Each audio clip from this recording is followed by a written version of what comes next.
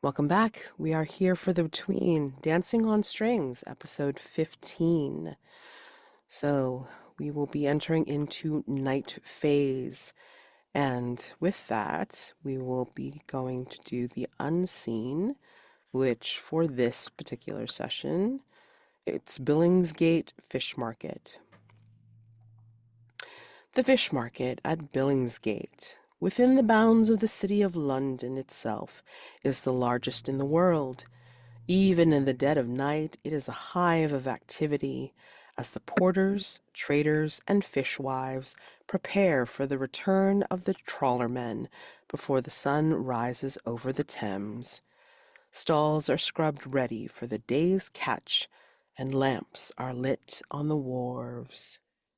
Jeremy, David Mendez, a Sephardic Jew, has a stall selling battered fish and chipped potatoes deep fried in a vat of oil.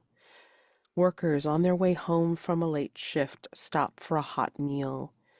Who stops by and what do they vent about as David prepares their food? A pair of brothers is the first of David's customers, covered in ashy soot. One has an empty rucksack held up by a shovel. The other is using his shovel more as a walking stick. The two coal shovelers leave one of the factories, having worked the boilers. As the fish and chipped potatoes hit the fryer, one of them jumps back and begins to talk about an incident at the factory. One of the boilers blew a steam pipe. The brothers are the only two coal tenders that made it out unscathed. As the bubbling oil subsides, one brother refuses to take the fish, his hands still shaking. The other grabs food for both of them as they make their way past. Another, lighter guest approaches. A small child, barely tall enough to reach the counter, places just a single shilling. Enough for not even a full serving. The tiny fingers calloused with time. This child's been working hard at the factory. Talks about how they haven't gotten much sleep, trying to scrounge up enough food for them and their siblings. David looks at the child, pushes the shilling back, and hands a second portion over to the child, listening and smiling, a little bit of kindness, as the youngest of the workers continues on home for the evening. Kemuel, Marybelle, as you get ready to go, well, where do you aim to go and how do you prepare for, well, dealing with this orchid, this source of the orchid spread per se? If I recall correctly, we decided that the orchid, like originator of the orchid, was at the Kew Gardens greenhouse, was it, or was it Um, the conservatory?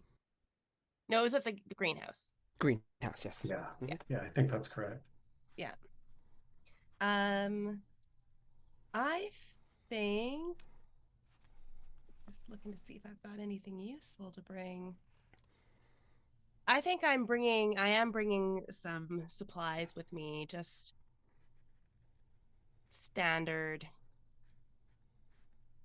household gardening things, shears. Uh, I don't know anything about gardening, so I really couldn't tell you what it is. It's shears. That's what I'm bringing is shears. I'm going to cut it. And how is Kemuel preparing for this? I think since it worked reasonably well for them last time, Kemuel is bringing lamp oil, and he since they've just come from their audition for the photo shoot, they are dressed. They're dressed just like Orlando Bloom in the Wolfgang Peterson Troy, like this long, open robe and the Greek style pants tied at the waist, but in a bright red and gold color, for a chromatic contrast to the emerald orchid. I think as you go out, or just before you decide to go out, I think maybe Hattie will come up to you and she'll say, "Are you sure that this is how you want to face it? Are you sure you don't want to be more armored in some way?" It's lovely that you worry about us. The armor forged from the regard of our followers is all the protection we shall need. If you truly believe that, would you mind if I gave something to your companion to help in your endeavor?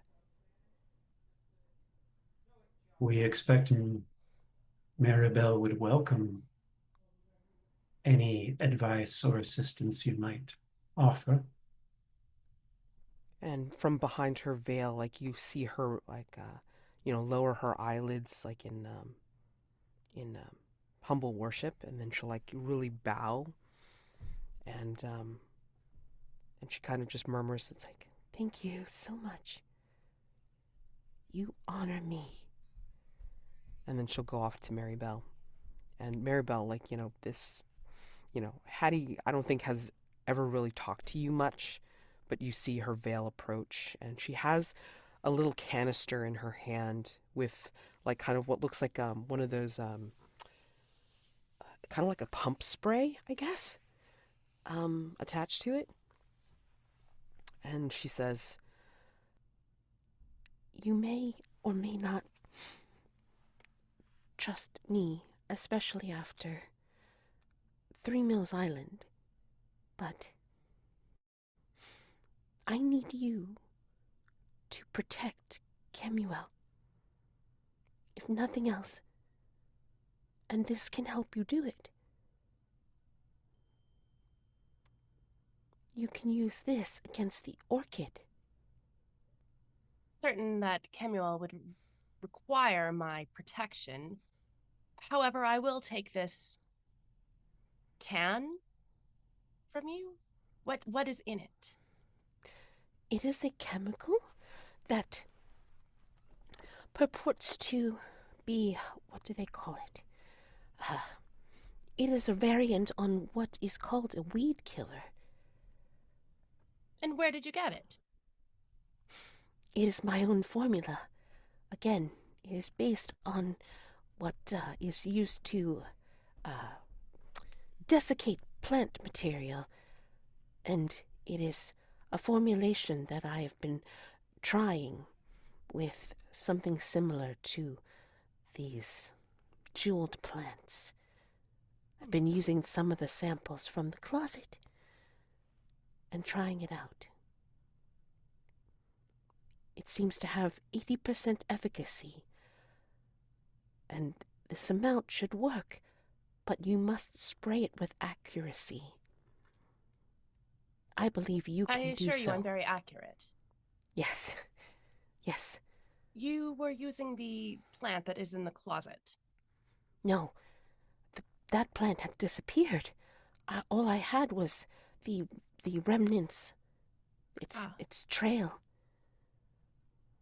I understand. It is effective against plant matter. Is it effective against other matter as well? Please don't spray Kemuel with it. I assure you, I have no intention of doing so. Unless Kemuel, of course, needs to be sprayed. No, please don't. I'm saying if they be so bold as to be engaged with the orchid in some way, please wait until they are clear. So it is harmful to matter other than plants. It could be. I will not try. Very well, I thank you for this gift. Please protect them. Through your spectrographic eyes, I'm sure you could see through her veil, and like her eyes are very wide and just like, pleading with you. If you can read the human expression in her eyes, and just pleading with you, please not to let them get hurt. I don't know if that has any meaning for you. I don't know. It does. You can read it, but I mean, okay. Yes. I think it does, but it doesn't. I don't think Marybelle feels particularly empathetic towards Hattie. Oh, sure. Right. They don't really feel any sort of, I think disinterest is mostly what Marybelle feels towards Hattie. Got it. Okay. That makes sense. And she'll just show you quickly that it's kind of like a pump action kind of thing, like where it's like the canister has like an action pump, I don't know, like however the hell you want to term it, and then like it kind of like has the hose that goes to the sprayer that you would just have to point at what you're trying to spray. So Perfect. yeah, you get that, and then of course you have Kemuel already resplendent and waiting, amazingly enough, waiting. So patient. And I think she's tricked it out, so it's kind of like something that could be as a little backpack for you, Marybelle. So like the pump is like right where you can like hit it with one arm with one hand, and then like spray with the other hand. Wherever you need to. Yeah, I think I just sort of wrap it around, and have it at the ready so I can just easily grab it when I need it. Exactly. But it won't come off of you easily, right? So, we're gonna cut over to Daymond next.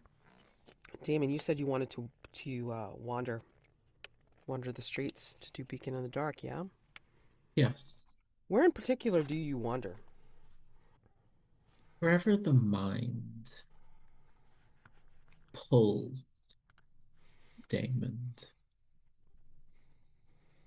Probably just leave Hargrave House with nothing more than perhaps an umbrella, a good pair of walking shoes, and the conviction that something is to be found, and let the darkness pull him along.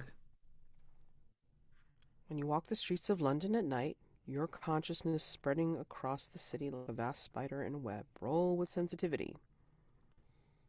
Yeah, it's good. Any conditions impeding that? Or is it just flat? Let's look. Yeah, I figured. Unless you have some kind of personal quarters that you want to use to offset. Because you've got all the conditions that could go for any of the threats. So definitely disadvantage unless you have something to offset. And that we're going out alone at night. Perhaps the umbrella is not the only thing that gets taken. Got a thief's lantern that never glows the expected color. I imagine that the flame glistens silver, flashes of green, gold even. Nice. And Daymond uses that changing color to determine hot or cold as to where he should be going. Well, that's a fun one. God, I can do math. 15? Oh my God, what? Boxcars. 2 6s. Nice. Amazing. Okay, well, And here I was hoping with to get to use a mask. There's nothing additional on a. It's a 10 plus. magic works without further cost. Choose your effect. Oh no, that's So, salt and smoke. What's the so on a hit, I'm immediately confronted by a threat or a personified danger related to the threat. mm-hmm. I may then ask them 2 questions from the list below. They will not answer directly, but rather in the form of a clue. On a 10 plus, the threat or danger departs as soon as the questions are answered. Hmm. Hmm. Well, with the 15, I give you the option.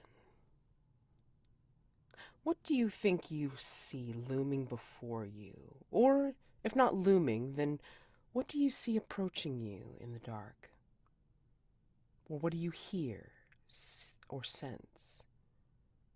Smell? Or even taste, maybe? I give you that option with such a high roll. The air tastes like mothballs, and it sounds like 4 people are approaching. The click of shoes, 4 pair, or yes, that's how the math works. 4 pairs of shoes clacking down cobblestones.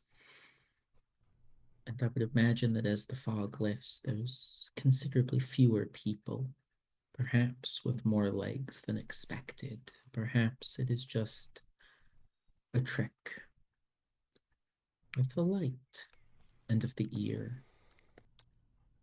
I think through the mist of the fog, the camera will start with the feet on the cobblestones, and instead of 4 pairs of shoes, you'll only see 1 pair draped in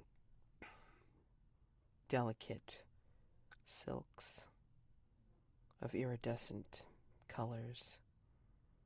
And they stop a little ways from you as the camera pans upward, and it's almost as if there's elegant drapery of these iridescent colors that seem to delicately go and complement each other, and then they rise, again fashionably dressed and cut in such a way to be showing off a figure and yet not, up to a beautiful face of an older woman with a smile that shines and yet intimidates and pleasantly looks at you.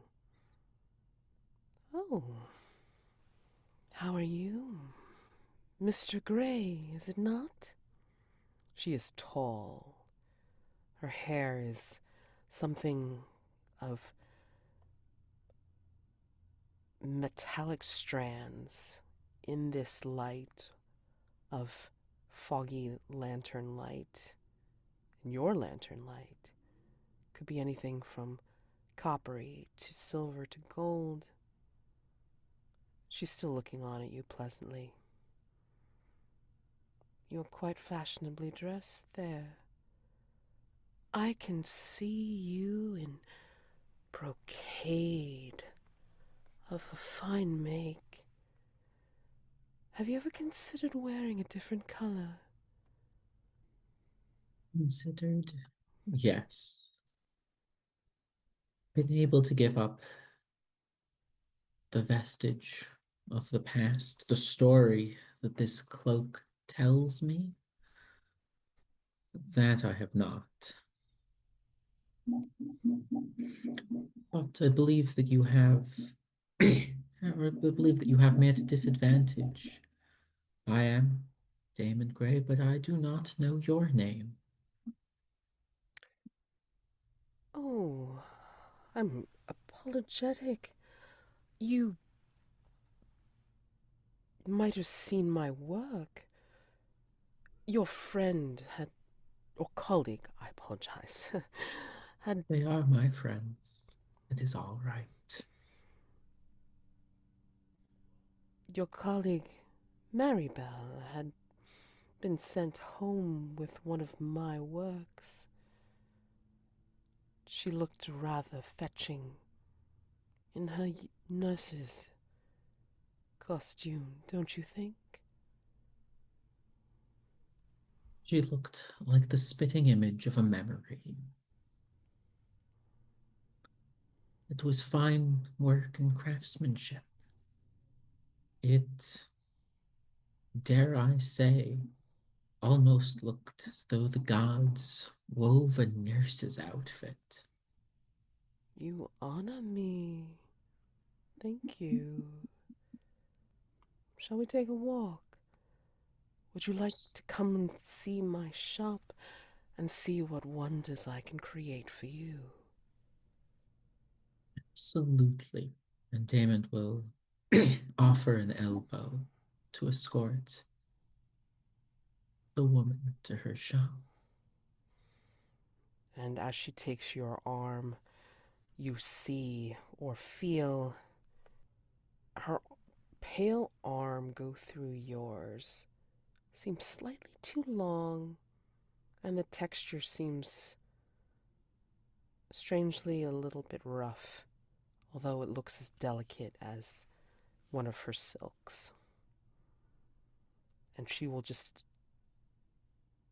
give you an intense stare and smile, but you feel like in looking at her, perhaps there is a gleam that reaches her eyes as if echoed in her temples and in her hair. But that must be a trick of your lantern light, because that would mean that her eyes move past the two that you see. But that's impossible. As we cut over to the Society Obscura and Val. Which Val it is, I don't think we remember anymore. But Val, you're behind that one door, and you heard Mari and Isabel talking about, possibly getting a place like this for themselves, somewhere here in Kensington or possibly elsewhere. And they sound like they're about ready to open up the door. Do you do anything? What room am I in again? What are my surroundings I here? think you were in, oh God, what did I describe it as before? I know I was previously in a room that was Primordial, that's it. primordial. It was Oh, like that's kind of right. like And it's, rocks and like kind of like the mm. primordial pool or whatever in it. And it's unlit in there, right? It's Yeah, it was dark. like really dark. The only way that you were going to get light in there was anything that you brought with you or when the door opens. And I had used the stone that I had, the glowing stone, Correct. to find my way around a little bit. I think I'm going to put that back in a pocket and And there is another option, wait in but the you may not. darkness. I mean, you don't necessarily have to stay here. I mean, perhaps if there's any other way out. I don't But really at the know same how your time, I think power. Yeah. at the sound of that voice, I think Val would be so taken aback. Well, my question to you, Val, is do you want to see or do you want to escape? I want to see. Okay. Interesting. All right. Well, you can brazen it out, you know. You can day move it, to see what the reaction's going to be when that door opens and It also see. depends how much light comes in. If I move myself far away from the door, Mhm. Mhm. maybe I can be unnoticed for a time at least. Yeah. I think that's So that's the initial instinct, right? Okay. There's no time to Sure. think about what do I really want here? What Okay. should I do? Well, if this is the case, then I'm going to say that in doing a night move, I think you're going to find that as you move deeper into the room, perhaps this room is not quite just the room anymore. I think you're going to meet up with something that you don't want to get near in this room. So you're going to have more than just the woman you broke up with or escaped from. I don't know, whatever. Yeah, more than a domestic problem to deal with. Okay, so night move. What do you think will go wrong if you fail or lose your nerve? I'll be standing right in a shaft of light as they open the door and not know how to react.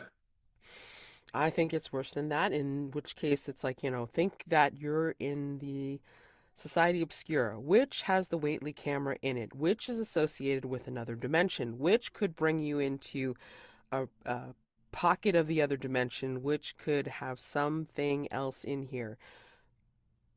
Meta, think of of the themes of this campaign. I am not above bringing some weirdness into this room. Do it. So, to make it dangerous. So that's how it's worse. So, sensitivity, because it's getting weird. And let me look at your conditions. Hold on. Which may or may not help you. Who the hell knows at this point? Oh wait, I forgot something. So we moved into night phase. Is it just one Val now? And is it you? Yes. So what happened to the one that was sitting downstairs? The one that was sitting downstairs, Has disappeared? well, the one that's sitting downstairs went back in time and became the one that I am now. Okay, got it. So when they left the house, they Oops. simply slipped back in again, but an hour before. Oh God. Okay. Fabulous. All right. Yeah. You're definitely at a disadvantage. Witness to the retreating shadows. Unless you got something to offset it. I feel like I do for this particular kind of caught off guard. Let's see what I get. Oh, Yeah, so sensitivity with disadvantage. that's a 6. Oh boy. Okay, so here's how it's gonna go. I think as you hear the approach to the door, and it's a pan back and forth with the camera. So we hear the women, we see the panicked look on your face perhaps, and you're starting to back further into the room, and maybe in your panic, like, you don't necessarily hear it, but we do. We hear some kind of like hum that builds up, and underneath the hum there's an animalistic growl. So like sound mixing, like it's built in together. And then we pan over to the door and we see a female hand, like, work the doorknob, and like it gets ready to open up the door. You've backed into, like, further into the room, and in the darkness we see some kind of padding, clawed creature start to approach your back. Like, we're seeing it from its point of view, and it's like it's approaching you rapidly.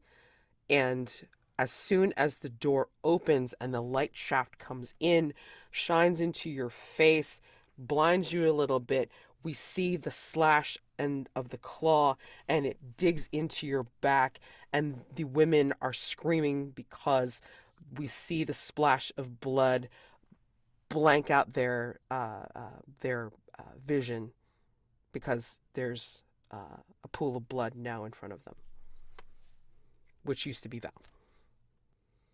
And we hear the again the hum growl of this thing that is in this room. How dead am I? What are your last words to Isabel and or Mari? Ooh. And maybe they're not your last words. I don't know. Do you go back in time? Do you go further? Do you go like in the future? I mean, what do I you don't think I do? have the time or the composure to do that. I think, yeah, I guess what I'm asking here is if I'm dead, I'm going to put on a mask. If I'm just like mortally injured, I'm tempted to not do so. Interesting. I mean, it's 6. I'm gonna say like, you're mortally injured.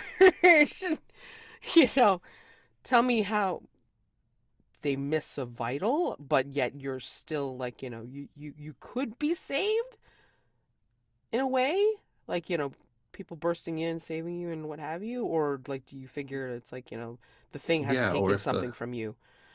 or if the creature flees from the light after Yeah, I mean, probably the creature could attacking conceivably me. flee, but yeah, yeah. Yeah, I mean, be as hard as you want to be on me, and I will decide whether to put on a mask or not. Yeah, I mean, I could easily say that the creature flees from the light, but you are lying in a pool of your own blood. There's probably some stuff exposed at this point, and the women are screaming. Isabel's probably like, Val, and Would she even recognize me? um, Maybe. that's true because like she's coming from the future, right? And Mari Bob, And I was quite definitively a she when I knew her. Not that necessarily renders me unrecognizable, but but also too in this place, like as things are mm, obscured but also cleared, um, you just don't know, especially with you know time slipping and also like dimension hopping. Who the heck knows? So there could be some sense of familiarity because again, your powers could be making you time slip without even you realizing it anyway. Um, mm, you can't control it. So I'm gonna say that's what happens. I mean, like there's even before like Isabel like realizes what she's saying. I mean, she probably like it comes out of her mouth, and then she kind of like questions what the heck she's saying. And Mari looks at her curiously because she didn't realize this. Well, she knows from her mother that Isabel knows you, but she didn't realize that Isabel would say something about it.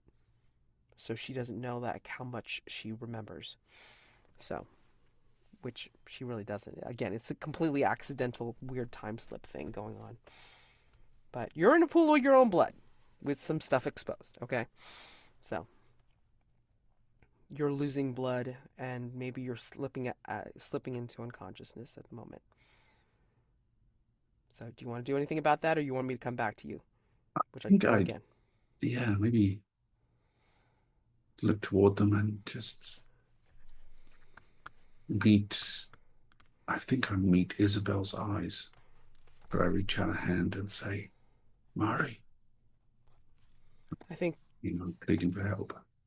yeah, I think the camera sees through your eyes and like your vision starts to fade as your eyelids blink closed, and we go into unseen number 2. Mark. Maggie Dillon is a fishwife of middle years with a lifetime's experience in the market. As the catch comes in, she bargains with trawlermen and customers. How do we see that this is her domain and she refuses to fit the mold of genteel womanhood? We follow Maggie, hardy and thick-armed, through the market as she haggles for low prices and the best quality catch from the arriving fishermen, sells her very choice selections at a premium to her many loyal customers. And the whole time she's definitely giving as good or better than she gets. She's matching the trawlerman curse for curse and staring down even the most imperious and hard bargaining of buyers. And the whole time she's puffing from this long-stemmed clay pipe. And as there's a lull in the business, this newcomer to the market, who's kind of been lurking around the past few weeks, sidles up to her stand and leans on the wooden sort of clapboard. And she says, "Jack Shepherd, if I'm not mistaken. I'll thank you to not lean on my place of business." Shepherd speaks up and says that he is interested not only in buying a fish, but perhaps buying all the day's fish, but then immediately selling them back to her at a bit of a markup himself. She laughs and scoffs at that, and he laughs right along, but flicks a knife from his sleeve, waving it in her direction, asking whether or not they have a deal.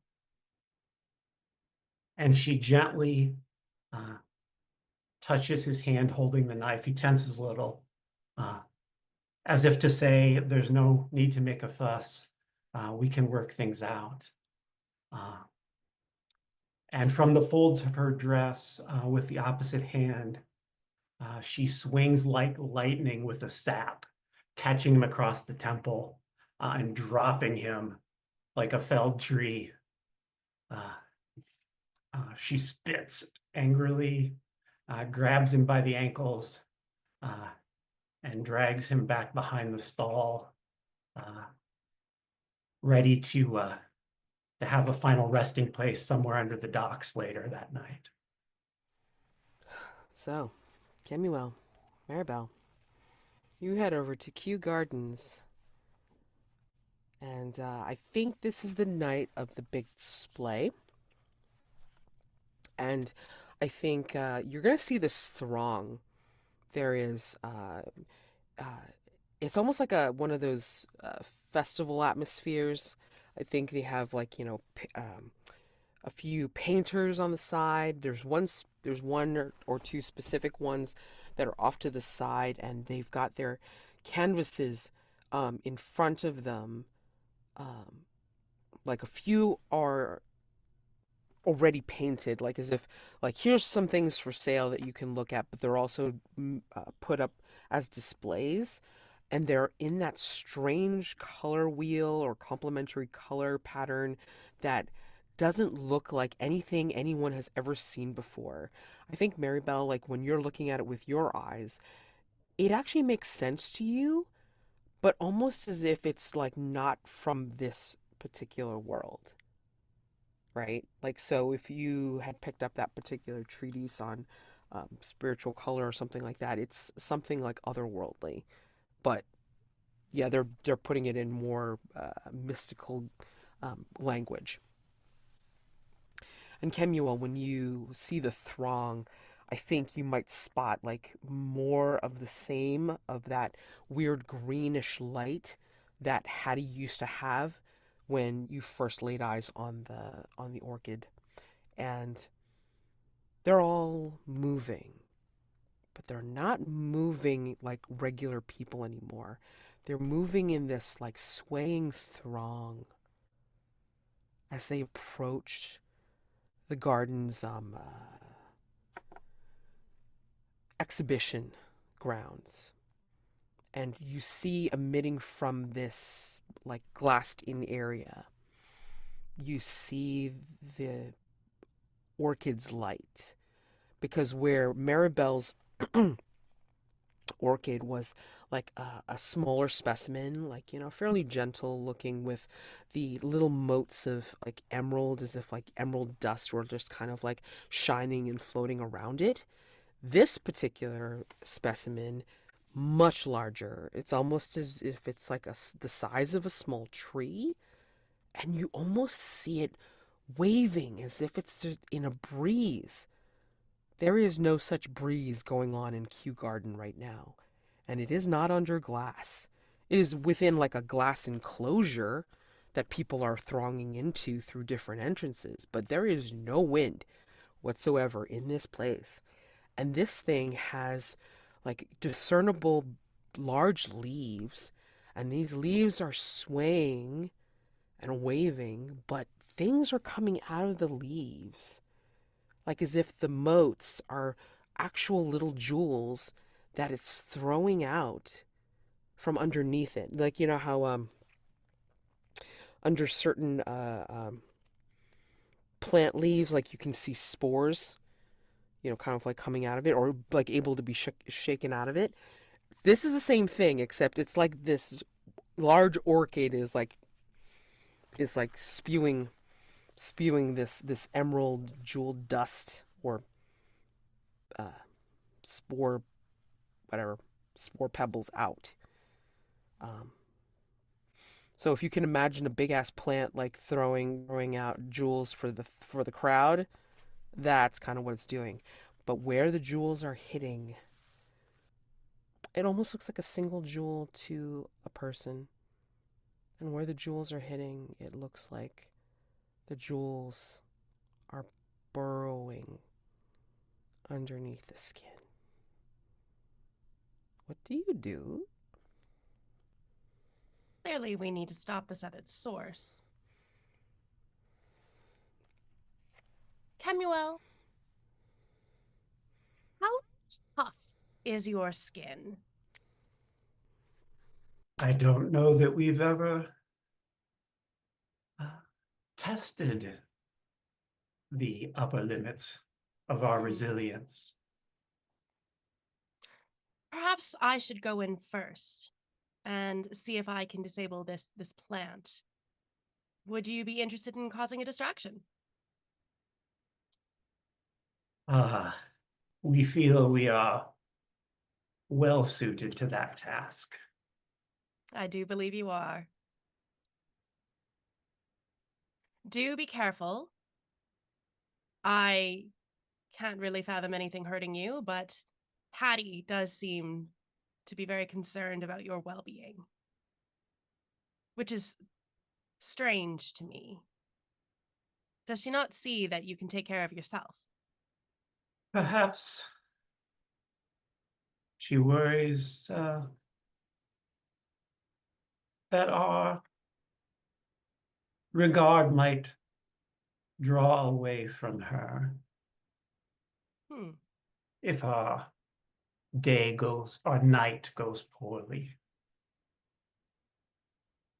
Yes, I can see that.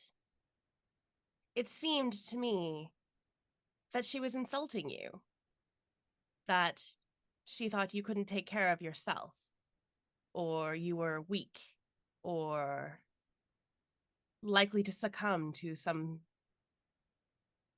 strange nature of the night.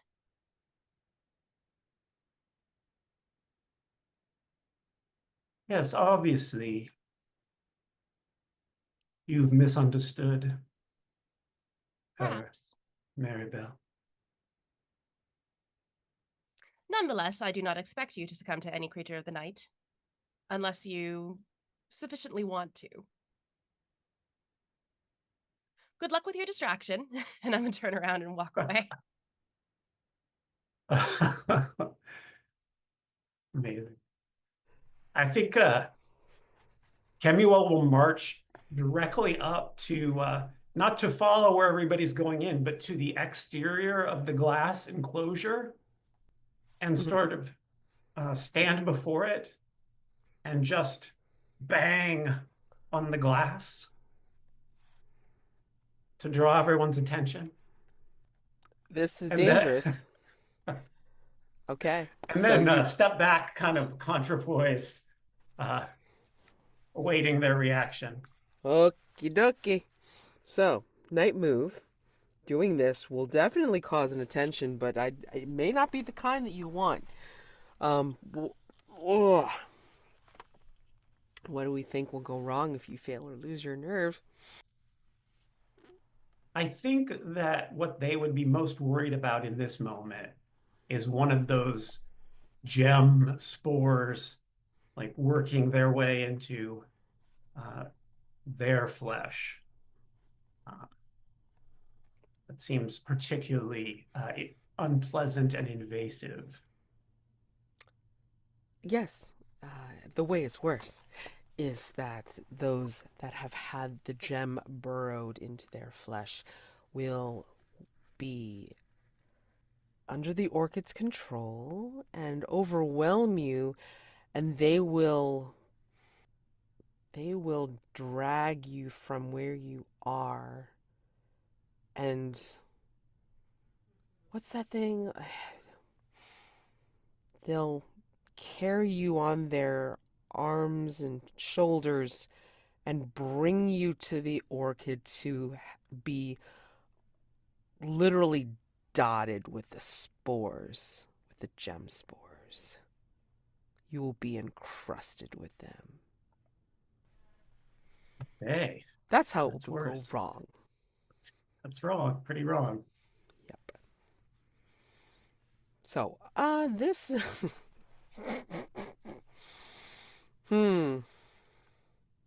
I mean, totally vitality for doing this attention grabbing stunt. You can totally argue me, parlay me for anything else if you so choose. You know, whatever you feel will get you the. Oh, No, let me look at you. I think vitality makes sense, as this seems like it could become a pretty physical situation Oh, pretty quickly. absolutely, for sure. So let me check your conditions. Sorry, let's see. Anything that will affect you? Kiss from Twilight? No. So I won't hold that against you. So straight on vitality. Excuse me. Oh, that is a 12. Oh, nice. Okay. So tell me how you succeed with a 12 to do what you're doing to not only distract, but to... As these enchanted park goers uh, move zombie-like towards Kemuel, they allow things to play out very much uh, as you described them. The people come forward. Kemuel is in the midst of giving some sort of uh, long, high-handed soliloquy, but allows them to come close. And as they start to grasp the shoulders and arms and begin to pull them away, a smile curls across their lips. They spin they spin around and strike one on the head with that ornate handled walking stick that they carry so often, and then drop low and sort of spin, taking out the legs of two more, and they grab two by the neck and lift them off the ground. And it's hard to tell whether the people's awareness and consciousness is fading because they're being strangled or because it's being drawn from them. But in any event, they soon go limp and are tossed aside like rag dolls. And then, still laughing, Kemuel just begins to step swiftly backward in the opposite direction, attempting to draw them, as many as possible, away from the enclosure. As you were strangling, drawing life force away, whichever thing that was happening, is there any kind of physical manifestation to Kemuel as he throws away their emptying husks? I think if one were looking closely, they might just see small, wispy, sparkling strands of some sort of, maybe it's mist, maybe it's smoke, uh, pulling back towards Kemuel, but or maybe that was just a trick of the light. Maybe. Love it. Awesome. Okay. While this is happening, Marybelle, where are you approaching from, and where are you going? I think I am looking for a. I know that there's a lot of people streaming in to take a look at this plant, Mhm. but I think I'm going to go in and try and find a less busy corridor. I think my plan is to have my shears out to the side, and kind of look like I work there. Look like I fit in. I'm clearly not one of, you know, the people coming to gawk and admire because I'm not that fancy. But I'm poking at flowers and pulling up weeds or whatever, looking like I am just another lowly employee as I make my way. That's how I want to get in to get close to the plant. Basically, you're trying to perpetrate a ruse then. So, Yes. composure. Okay. So, so night move essentially with composure. How do you think it's going to go wrong? I think it could be very noticeable that I am strange and not an employee, and that might catch more attention than I want, and I won't be able to get close to it. Yeah.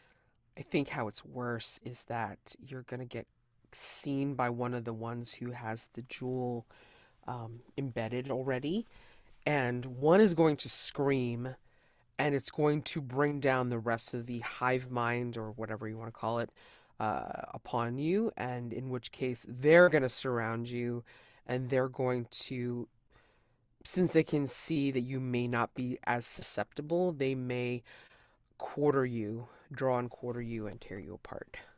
Ah, no, but Yeah, I'm just a little machine. Okay. Well, yeah.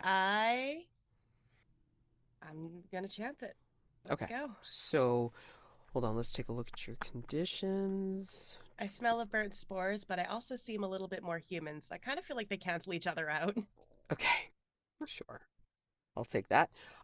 So yeah, with composure, please. And yeah, night move. And that's a 12. Nice. Trophy dice, you're just delightful to me today. Thank you. Much appreciated. Okay, so tell me how you again, fool them I think to I look around and note the other employees that are working there and Mhm. how they are clearly under the power of the orchid, but they're walking in a very specific way, sort of shuffling with their heads down in order to stay out of the way, to let the people stream in and out and keep the spores moving around in the air. And they're just sort of ducking into small corners, ducking around people, pruning things away that might stop this flow of spores from getting as many places as it possibly can. And I think I just mimic them.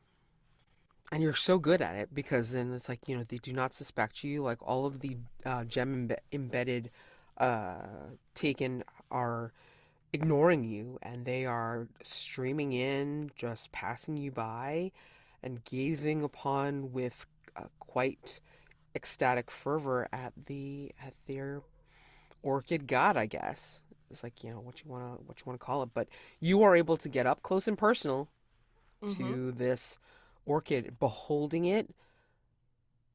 I think by this point you're probably able to be like almost like right underneath it. Again, Awesome. it's the size of one of the small trees, if the small trees were here still, but they're not.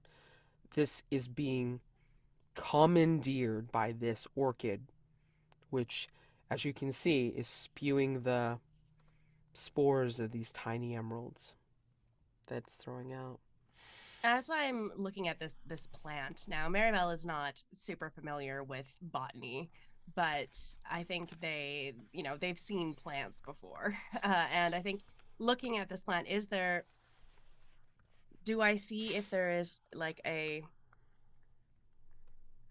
source of the power? I mean, physically, like how it's moving, how it's pushing the spores out. You know how like Venus flytraps, if you touch their little teethy bits, that's how it happens. That's how they get the flies. There's always something with a plant that triggers something, right? Right. I'll give you a general information move, and then like instead of giving you a clue, I'll give you a piece of detail. Cool, love it. I guess this is reason. My reason Yep. is not very good right now, so let's try it anyway. That's a 7. Like in Kew Gardens, like if they were going to be exhibiting like this tree, like it's a recess. Like it's a circular recess where they have like the dirt, and they've like, set in the roots. And then of course it's got its, stem and everything, and then the leaves are just like, incredibly large. So where branches would normally be for a small tree, there's these humongous leaves that are just like kind of like flapping up and open and then spewing these spores, these spore gems. I think from the bottom where the roots are, they're incredibly dark, except where you can see what looks like little tiny glowing, what could be eggs, but they're like pulsing. You know what I'm saying? Like little pulses of like what look like eggs. And they're pulsing through the root system and then going up into the stem and into the leaves and then like kind of popping out. Okay. In that case, and I imagine this will be the final roll before it cuts away from this because it's a big one. I'm going to take my shears, stab them into the flapping leaves, and then spray the chemicals down into the roots are where those spory egg things are, and just saturate the roots with it. Not fucking night move. So yeah, you got a lot to do. So let's see what this looks like. Oy, oy, oy. While I do this, I think one thing I actually also want to do is use from my personal quarters the secret item I found in the basement that we didn't determine what it was. I think at this moment, I think because I was in the basement of Laurel Bentley, the gardener. I think there were more, and she was taking care of an orchid down there as well. And I think she had, what else did she have? I think down in the basement, she had hid away. Maybe this will be the shears that I'm using. These shears, and they are just a pair of regular gardening shears, but somehow she has coated the blade with ruby dust that has been shellacked on, and it is sharp. She put these aside because they were too dangerous to use on her plant. That's why she hid them in the basement. But I did find them, and I think I just, on a whim, I think actually the reason I thought of it was because of Kemuel's outfit, the red, and how and the juxtaposition of the red against the green.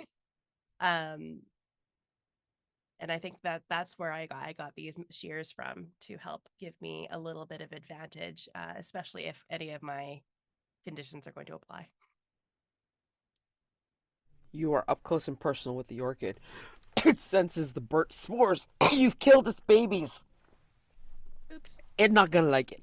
So consider yourself rolling straight with the shears Okay. with Perfect. composure.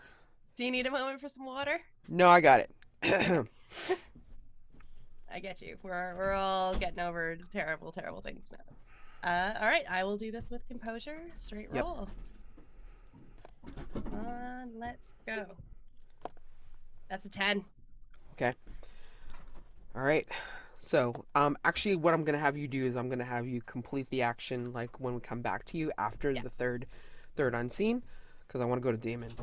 Daymond, you have a leisurely walk with Hazel Beaumont, who introduces herself, of course, formally, as you make your way to her shop. With the move itself, let's see. You can do what now? Sorry. You can ask questions. So, yes, 2 questions. Okay. And they do not answer directly, but rather in the form of clue. And then on a 10 plus, the threat or danger departs as soon as the questions have been answered. Unless you don't want her to. Exactly. The first of those questions will be, what do you intend to do?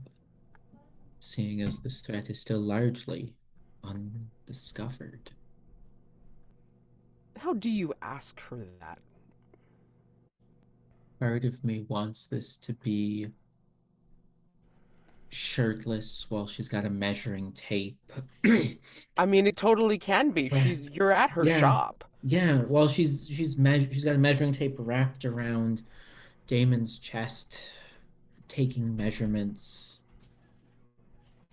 Damon's probably not entirely sure how they went from a casual walk to him being half nude. I mean, if you don't say it, then she's gonna tell you without even saying it. She's going to be the way it's set up is that like in her shop, the light sconces have gone on without even anyone really touching them.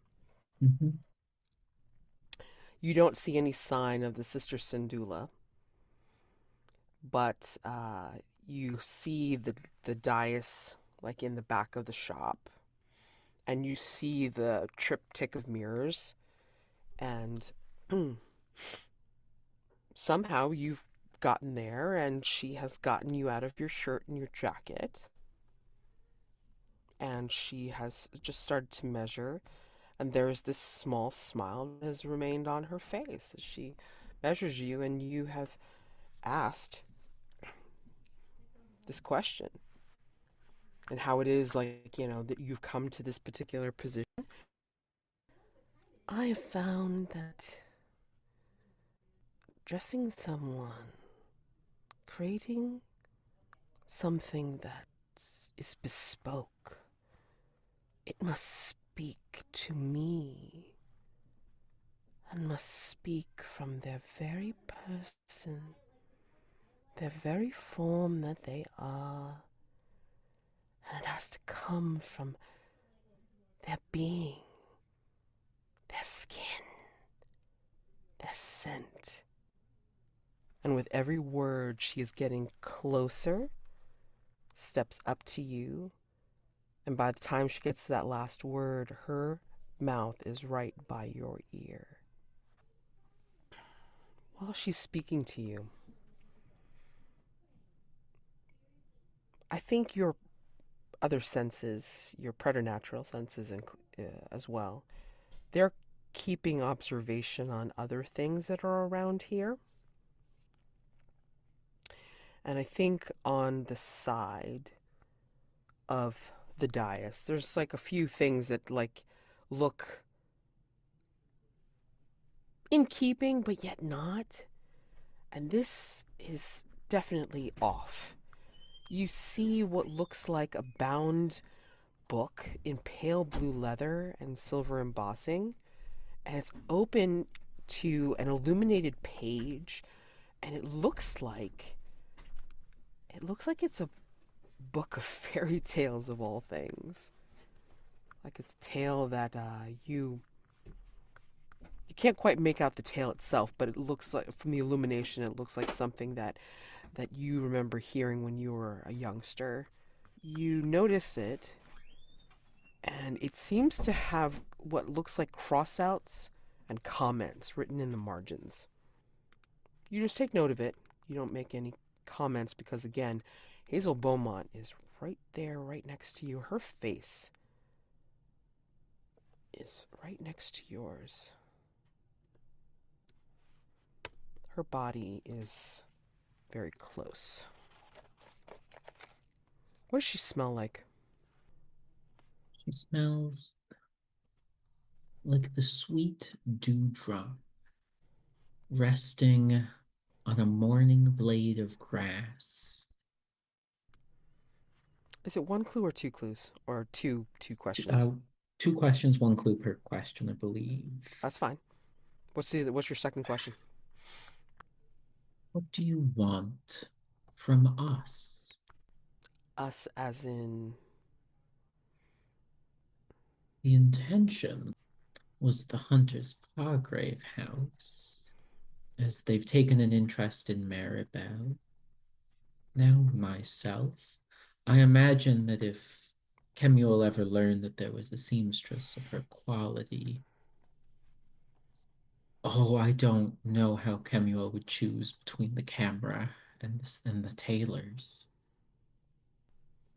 This is where her face will come from your ear and then actually look you very square in the eye, and her lips are very close to yours, and she says, "That one is very interesting, but much more long-lived than even you. They may not find my things interesting enough for right now, but you..." I am quite literally made of the things of your dreams, and pull out a silver thread. This time, I don't think it hurts. He's not doing it to summon. He's doing it to dazzle. There is no magic behind this thread. She gets almost playful, and she puts a... Where do you have the silver thread right now? I almost always imagine them coming out of the wrists, but given that I am shirtless now, it comes off almost as if it were a chest hair pulled long. So off the center of the chest. Apologies for that vivid imagery, Amanda. It can be from elsewhere.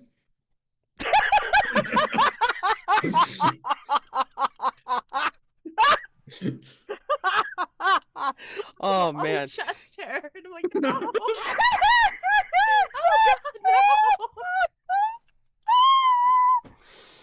no. All right. Okay. Wow. It could be from elsewhere. That's where I'm getting my most amusement right now. It's like, I swear. Mine's out of the gutter, everyone. Too late. Ahem. Ahem. I think I gotta switch my hat now. All right. Oh, New hat. There we go. no. Oh, Got it. All right. Oh, God. Okay. You asked me what I want. To most, this might be a little grisly, but to you, I think you might understand. And again, she's so close, because I think she actually puts a hand on your hand and then pushes your hand on your chest on the silver thread, wherever the hell it's coming out of. And then you'll see an image as that touch is almost like conveying this this communication, this telepathic communication to you. And what you see in this telepathic communication to you is this. This is what I want. This is a promise that was not kept. And I need the bargain sealed any way it can. What she shows you is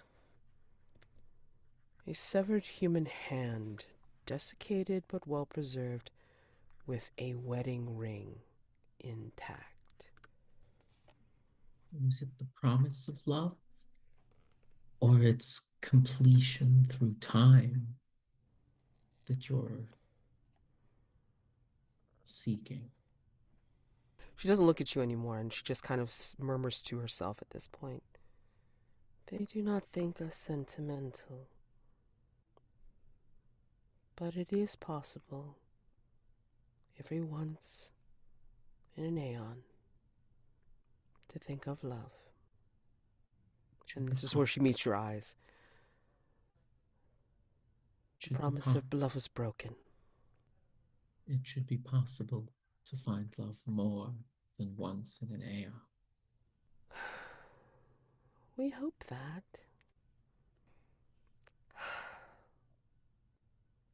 She stays well within your space, as her lips sweet and her scent fresh and spring-like, just says, I should finish your measurements for the suit that will make you feel the most you. Not just for you, but for one who thinks well of you.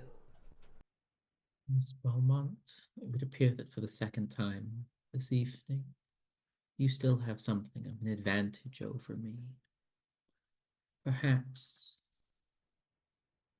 these measurements can continue when we are at a more, and just stare into her eyes, occasionally glancing down at her lips, in a more equal state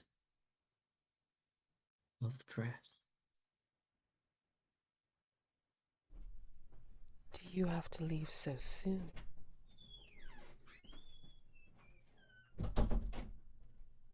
I head for the door, a hand outstretched to hers as if being pulled both by her and the outside world to my lantern. Still lit somehow.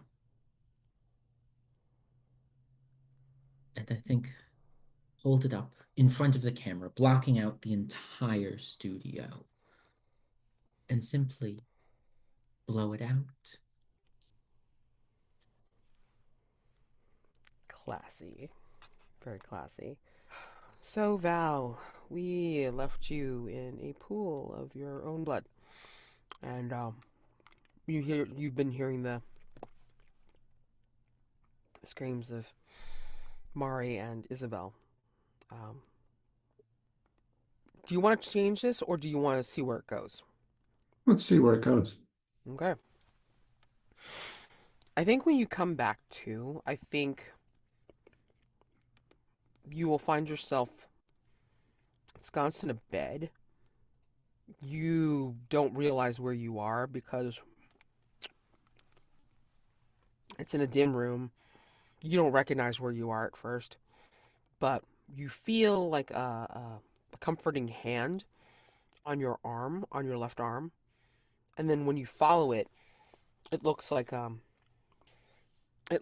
it's, well, who do you think it is? Whose hand do you think it is, like holding yours? Melodrama, it's got to be Isabel. You're right. The Abernathys. They had their houseboy Periwinkle get someone to come in from Harley Street and put a dressing on your other's claw marks. You were almost a goner. Are you all right? I think Val kind of is stretching and trying to... Don't move. Going to tear them open again. If I don't move, I can't really tell if I'm all right. They're awake. And, calls a person behind them over, and it's Mari still. Mari's face is pale and looking worried at you, but doesn't say anything.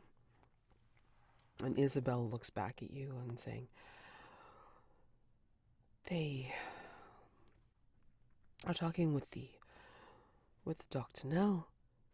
Said some sort of wild animal must have been brought, and they got out of the cage or something ridiculous, and unfortunately had gotten out and clawed you. They'll be in a few, I imagine, and they'll see if you are all right. I didn't get a good look at the whatever it was, but You didn't either. I'm glad it didn't hurt anyone else. No, it seemed to retreat from the light of the hallway. Was it something they'd brought in for one of their photographic montages? They assume so. It wasn't them in particular. They are going to canvass their members as we speak to find out who might have brought the beast in. Is there anywhere we can help take you? If I can walk, I'm sure I can find my way. But We can order a carriage for you. I'm Isabel. I feel like I know you. Have we met? I think Val just looks at her. What are you doing here? How did you get here? So, we do know each other?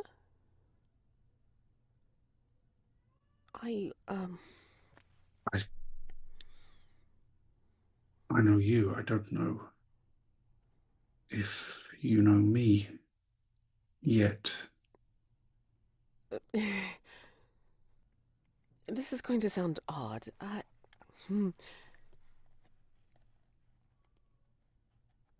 was looking to find residents nearby, and my friend here had invited me to look at different places that would be similar to the places I was considering. And if you're feeling all right, I mean, I can order a carriage and bring you home to recover. Would that be all right, Mari? I can house hunt later. And Mari doesn't say anything, just kind of has a pinched smile and kind of nods. But she's looking at you very curiously, as if wondering what you'll say. How do you know Mari, Isabel? Her path has crossed mine a few times now. Oh. And I hope you are not under the same compulsion that I fear she is. Compulsion? I am looking to find some residents in this neighborhood or nearby, and she is acting as my house agent. I don't understand. Compulsion? Are you feeling all right? And she'll reach out and touch your face. You don't seem feverish. Should we call the doctor? No, I... What does it feel like when she touches you? What do you feel? I think just a painful memory Regret or wishing it never happened? Regret. I'm sorry, it's quite forward of me. It's quite all right. I I can't leave you like this. Please, tell me where I can bring you, and I can help you recover. I can come and visit. That's very kind of you, but I'm sure I shall be on the road to recovery soon enough. But I quite know how to ask what I feel I need to ask you. Perhaps I can think on the matter and ask you some other time. I feel like as if I know you, so I would not mind being asked. And she gives you a smile that perhaps you remember, and perhaps cuts you to the quick, or not. But she will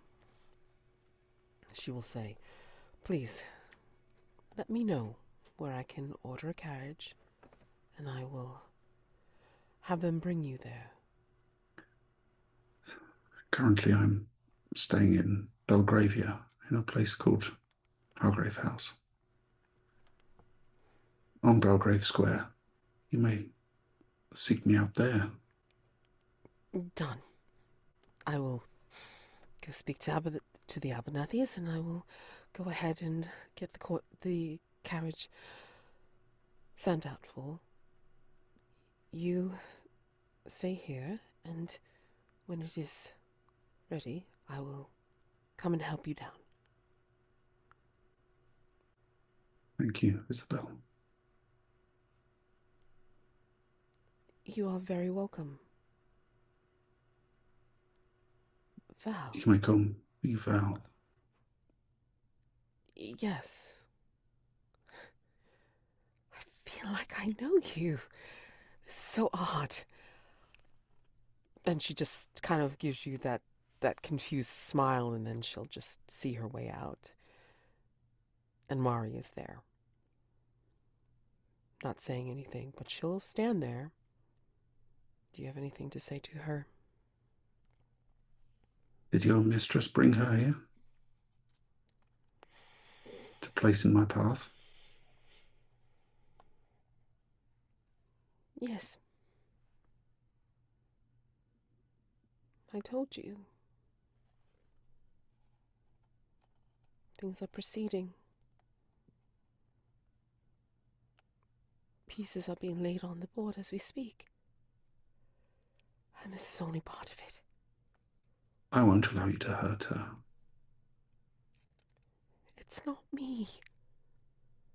It's not me, Val. I'm sorry. You can make a choice, Mari. The choices I make would be to continue on what I'm doing, or to try and leave.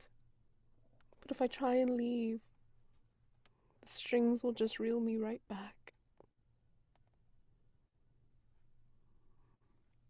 Perhaps I can help you cut those strings.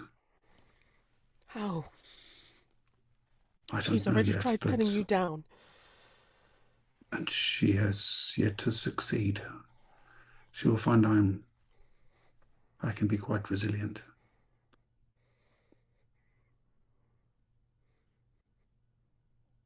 And she will come closer to you, Val, and say, again, the plans are proceeding apace. She moves against you all. Perhaps not in ways that you realize, but when it comes down to it, if you can, save yourself. Don't worry about anyone else. It's too late for the rest of us. Does not have to be Mari. I can help you. You know where to seek me out. The others there, my companions, they are also quite resourceful. Although, if Mr. Robel answers the door, which I rather suspect he would consider beneath him, then I urge you to find me as soon as you can. Do you know who was sent to knock on the door? Why your door has those prints on it now? Do you realize who that was? Your mistress? No, but one who works for her now. Ah. Yes, I suspect I do know who you're talking about. And where is he? Wreaking havoc. Elsewhere, in London. If you see a report of yet another dead body, mangled or smashed in with no reason except sheer brutality, that's probably him. It's not just strings that pull us back. It's also by sheer force that keeps us in our stays. The carriage is coming for me, Murray. Yes. You could get into it alongside me and we can protect you. I have no intention of abandoning you to her, to whatever she plans to do. Or, for that matter, Isabel.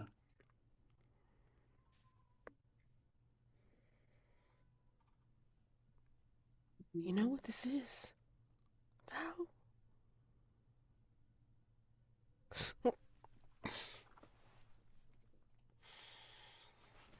Columbine, she saw.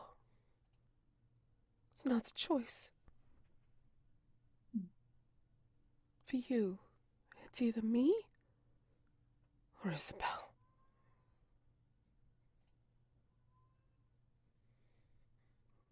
I don't want you to make that choice.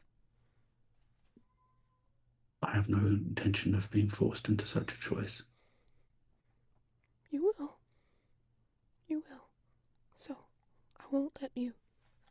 I won't. Go on. It's fine. It's fine.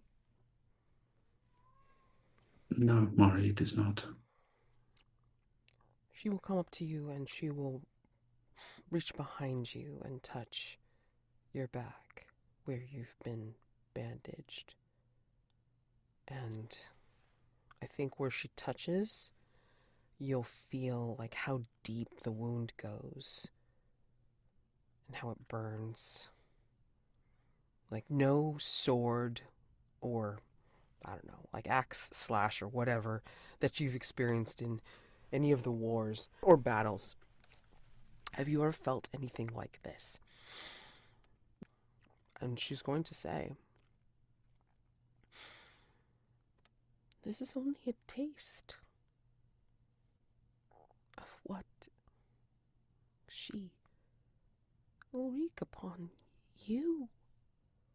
Imagine that happening to her. Is that what you want?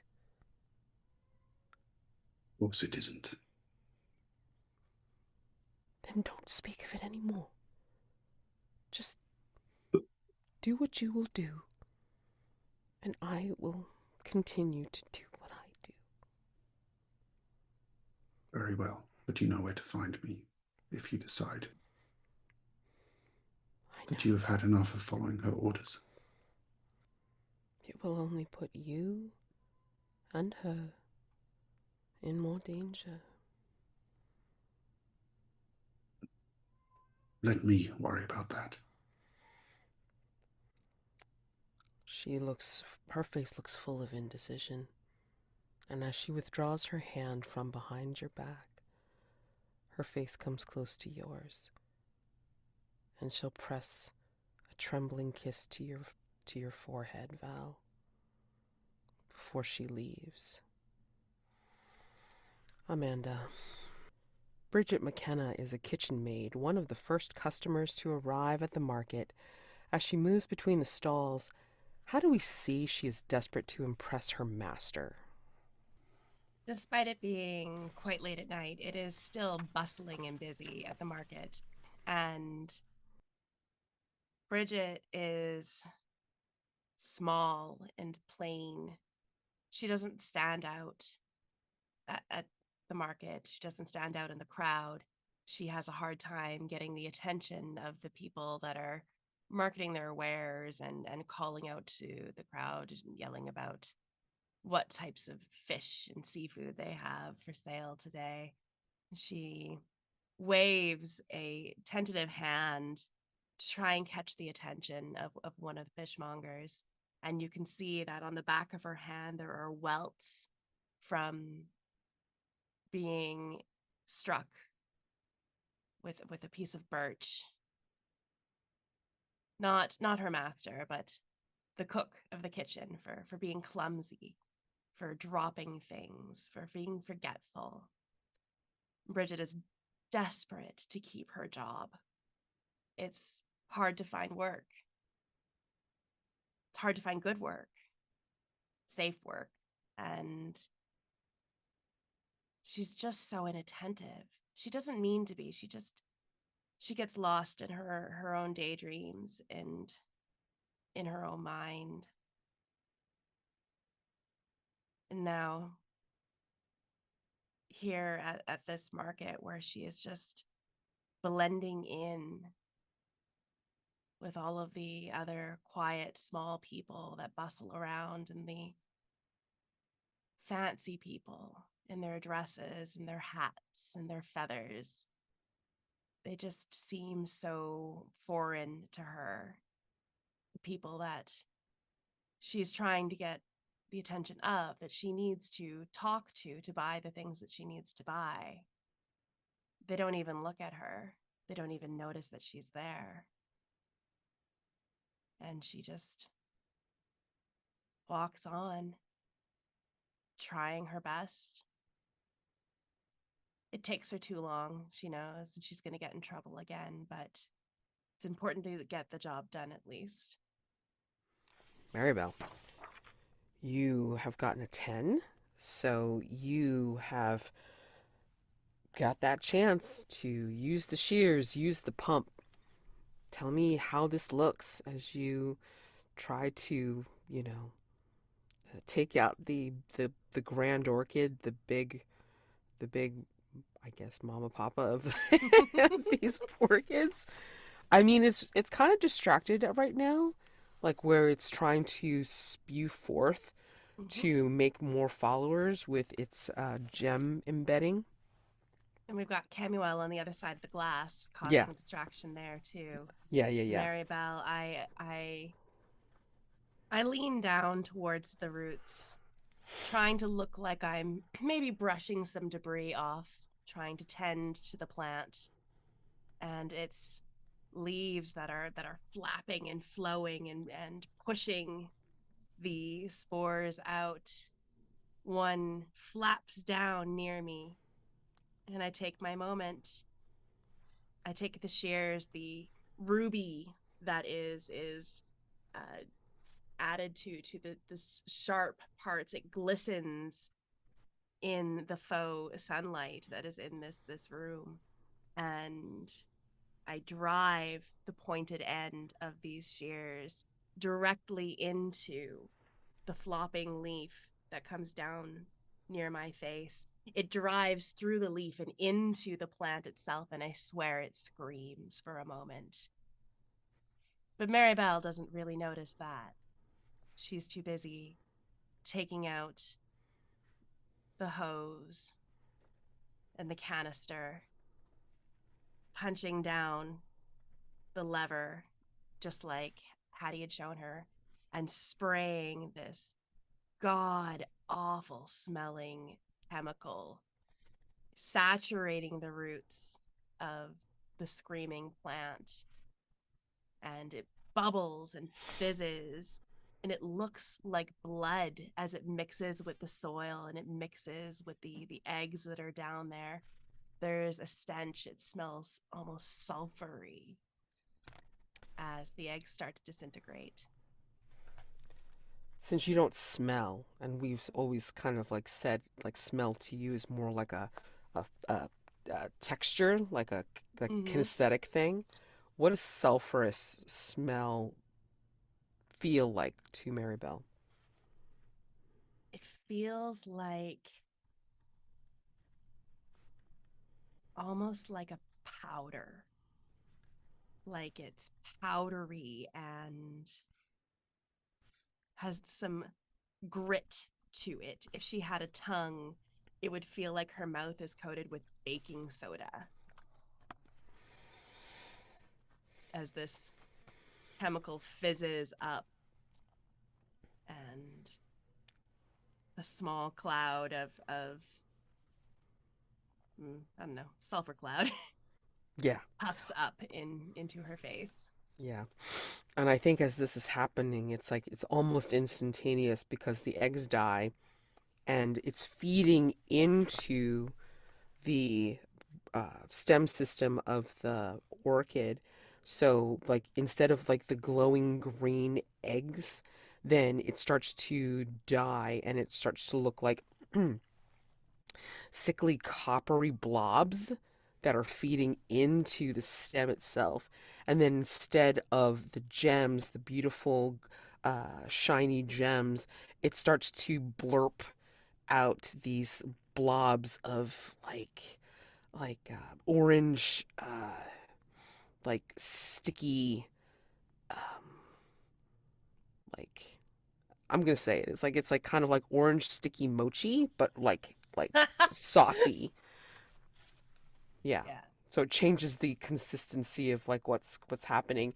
And even Kemuel, from your vantage point, as you're backing up and kind of dancing away from these gem embedded followers, like you see a change in their eyes. I mean, like first it was these sparkling green glows coming from their eyes, and then you start to see the glow die, and then it changes into like a sickly like aura in their sclera, where it turns like kind of like a more of a like a sunset glow, and then they start to turn normal and they look confused, like why is this happening?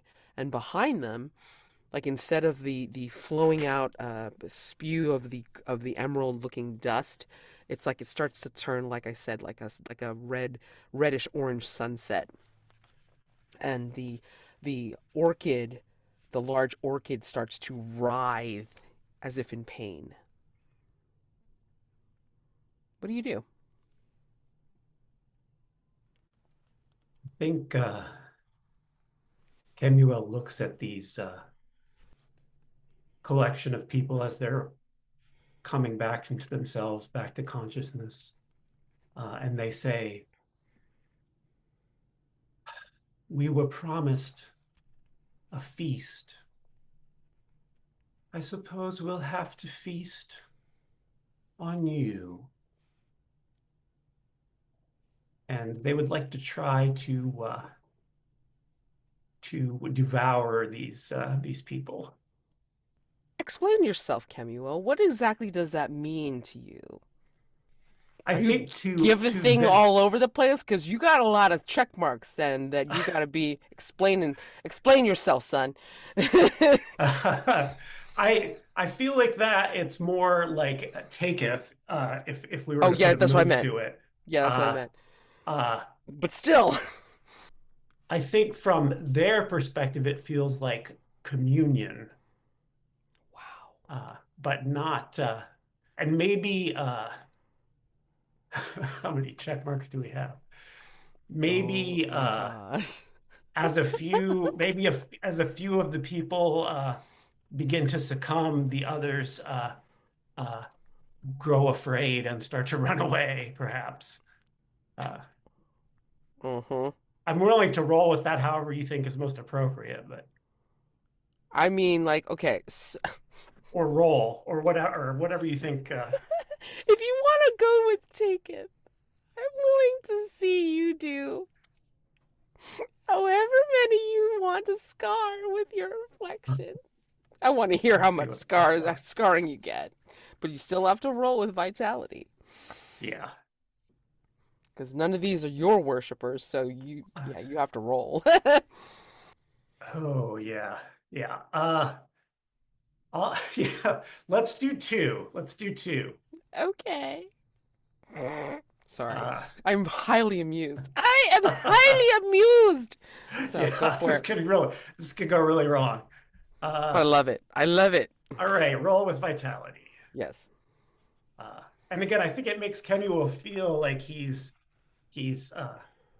or they. I don't think that he is horrified, but they feel like this is the most natural thing in the world. Oh God, I can't wait to see these vulnerable That scenes. let's see, that's a 6 and a 3 is 9, plus vitality is 3, that's 12. Okay. Choose two. Yeah, I think the two closest people, one of whom is maybe like a teenage boy, and the other who is a just a middle-aged woman who looks like she's quite well-to-do. They just become sort of engulfed in this shimmering, fiery orange, yellow, and red sort of miasma, and very swiftly drop to the ground as the rest of the people watch in horror and then start to run away into the night. You get to choose two.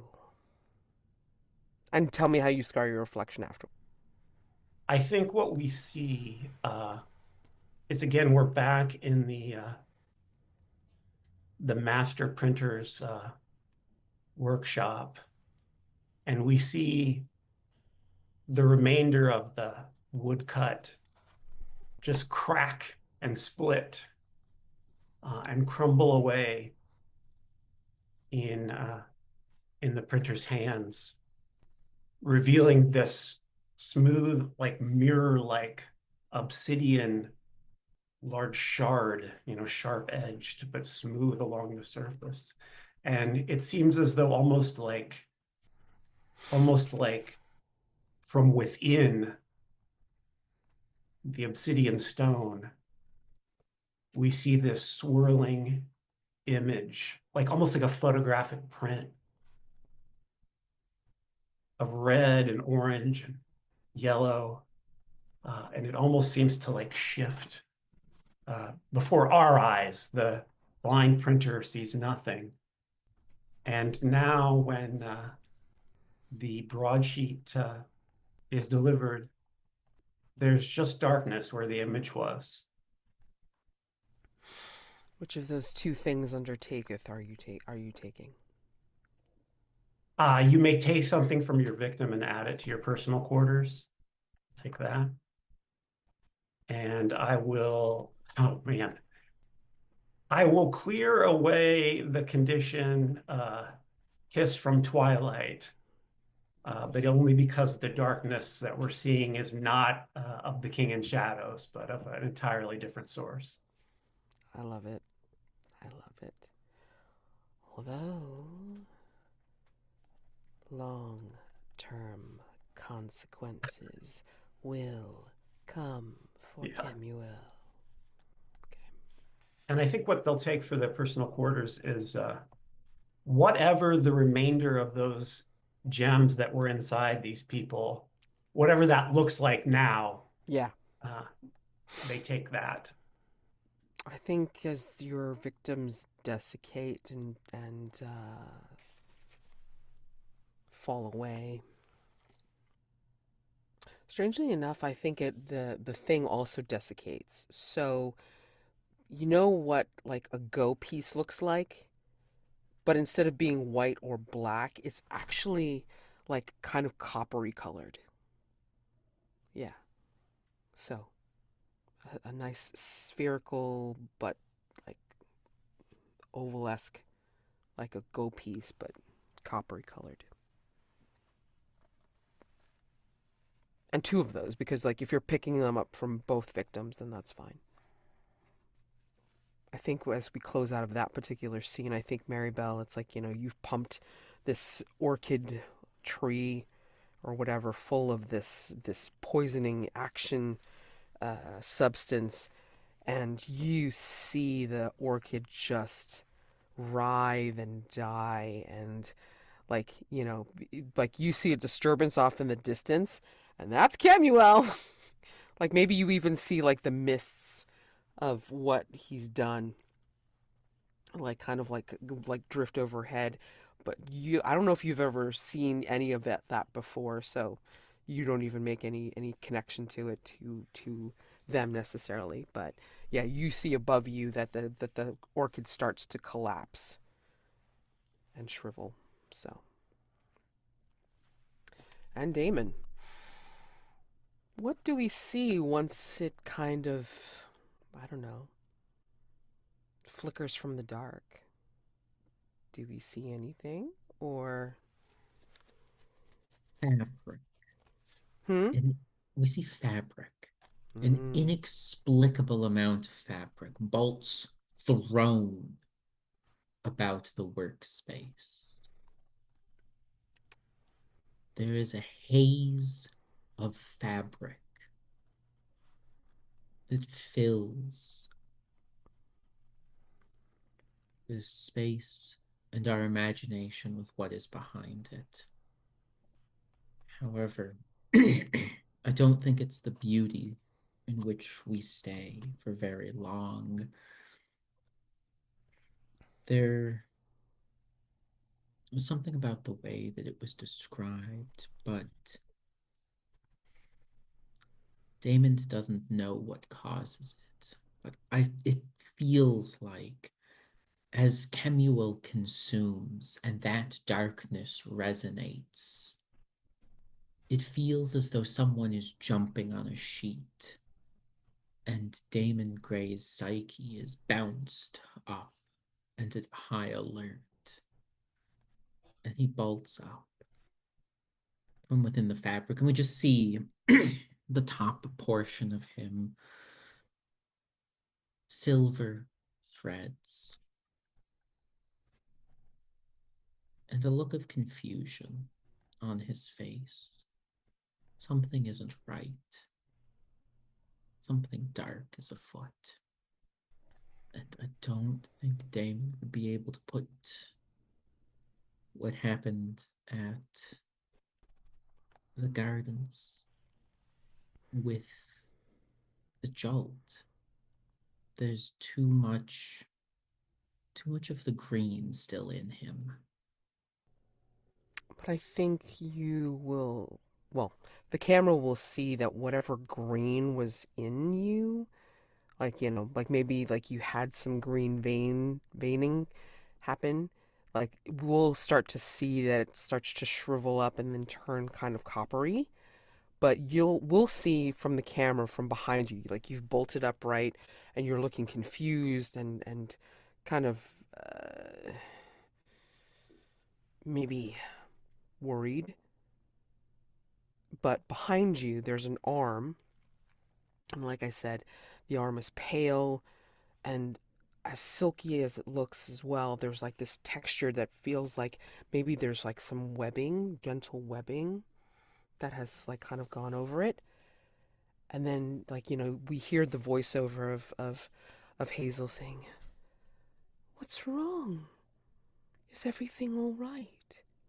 And then another hand like kind of curls up like off to the side and like kind of like strokes your back. And then we see from another vantage point from the shadows another arm getting ready to pat you on the back, and then just kind of hovers there like hesitating. And then from down below, even though we don't see her face, we see two glowing red eyes and then another set of glowing red eyes, and then another set of glowing red eyes. Whatever it is, you can't do anything about it now. No. And I'm sure that particular fly will be stuck in its web for quite some time.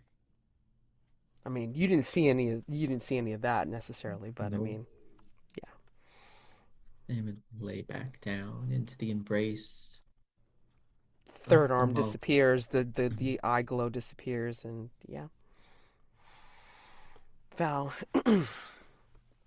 by this point, it's like the Abernathys have bustled in, and they've worn like more conservative outfits, like they've gotten out of their strange space Greek versions of their outfits, and like they've gotten into like I guess more of their I don't know, I guess would be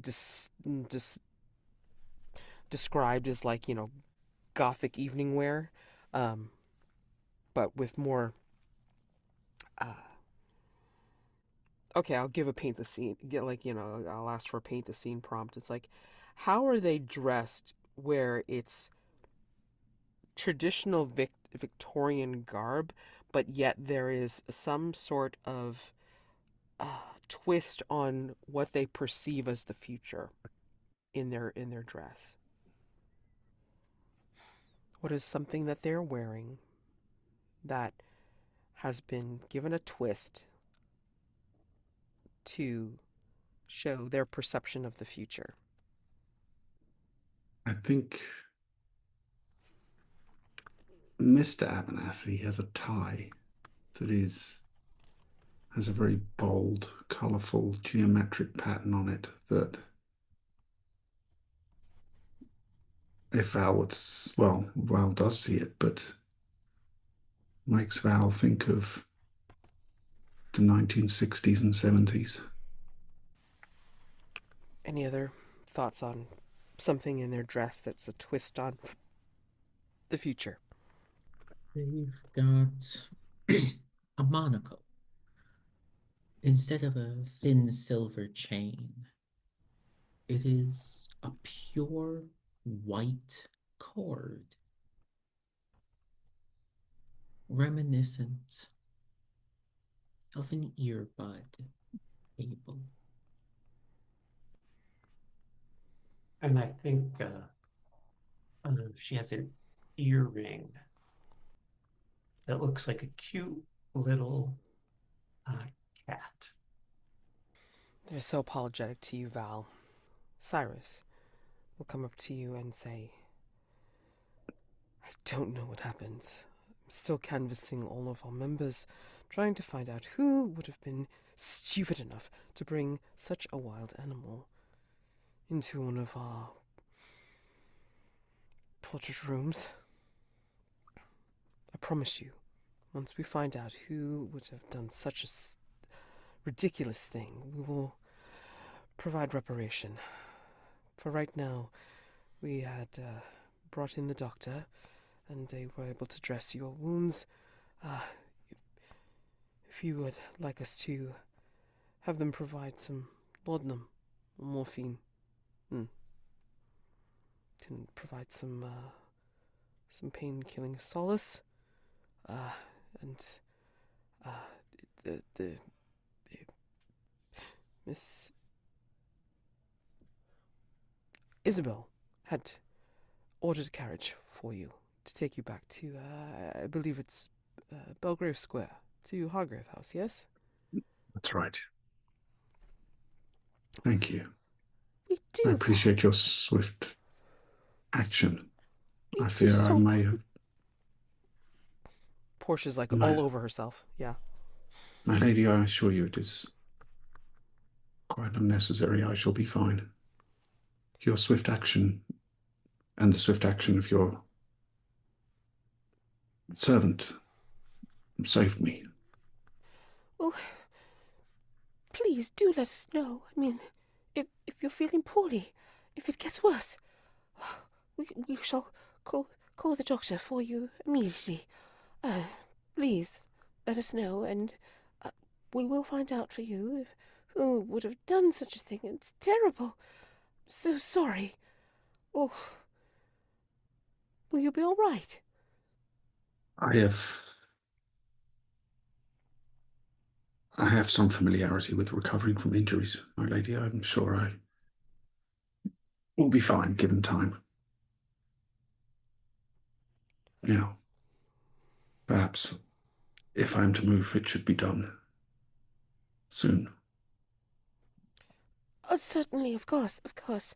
You will help them, won't you, Mari? And of course, Mari comes from out from the corner and will nod, keeping her mouth in a pinched line, but the rest of her face kind of neutral. And will, as gently as possible, help you to get downstairs for getting over to the carriage. And Isabel will help you as well. I can't leave you in this state. Would it be all right if I accompany you?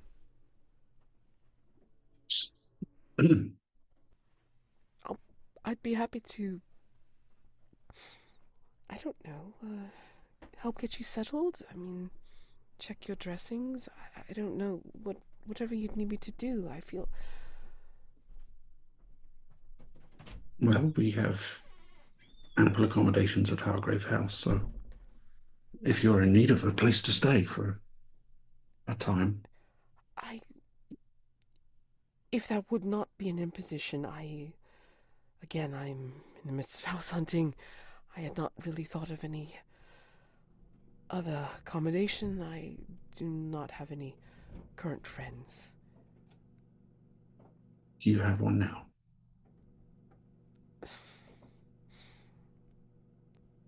Perhaps this is an opportunity to get to know you better. Perhaps. And Val will turn towards Mari and say, I extend my offer once again, Mari. The carriage is here and waiting. Once you step inside it, you would be under my protection. She kind of gives you a sad smile and says, "You would do enough to protect yourself in the state that you're in, much less anyone else. I am happy to be a humble servant."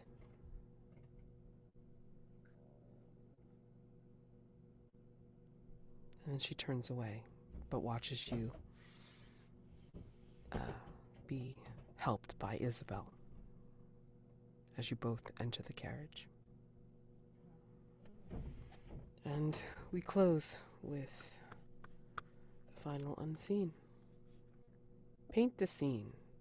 Before dawn has broken, the market is already bustling. Describe a moment in which the loud, messy industry of the market reflects that of London as a whole. I think we see a moment where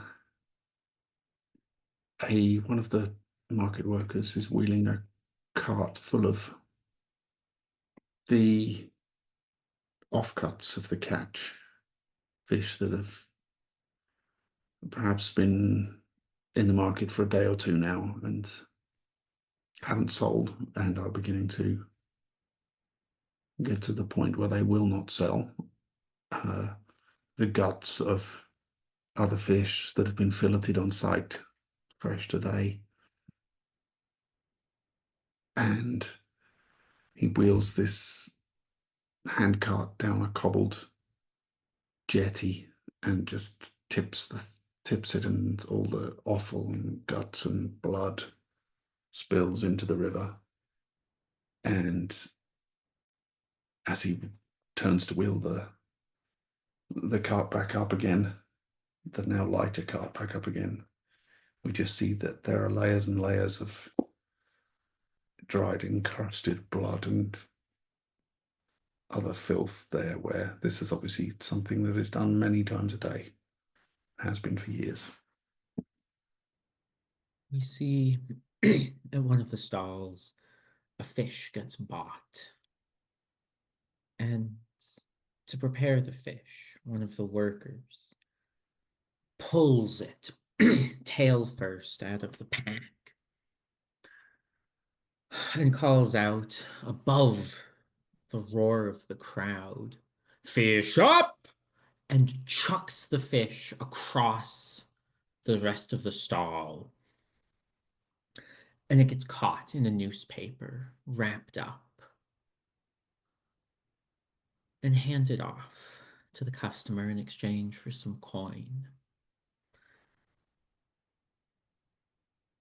The person at the bottom tossing the fish does so time after time, calling fish up with incredible skill, accuracy. Not a single fish hits the ground. When the morning rush breaks, somehow he does not get the lion's share of the coin. And I think we see a line of 3 or 4 men at a long table. Perhaps this is where the fellow with the wheelbarrow got the fish guts and offal that they were wheeling around. We see there's no artistry, there's no technique here. They're just processing these fish for standing orders. Their heads are chopped off, the knife falls like a hammer blow in a factory, and it's passed on to the next person to be gutted and skinned and cleaned, and on to the end. And just again, no technique, no delicacy here, just slid off into a box to be delivered for standing orders, and on to the next, and the next, and the next. Marybelle's player had to open door for the evening, but that's fine.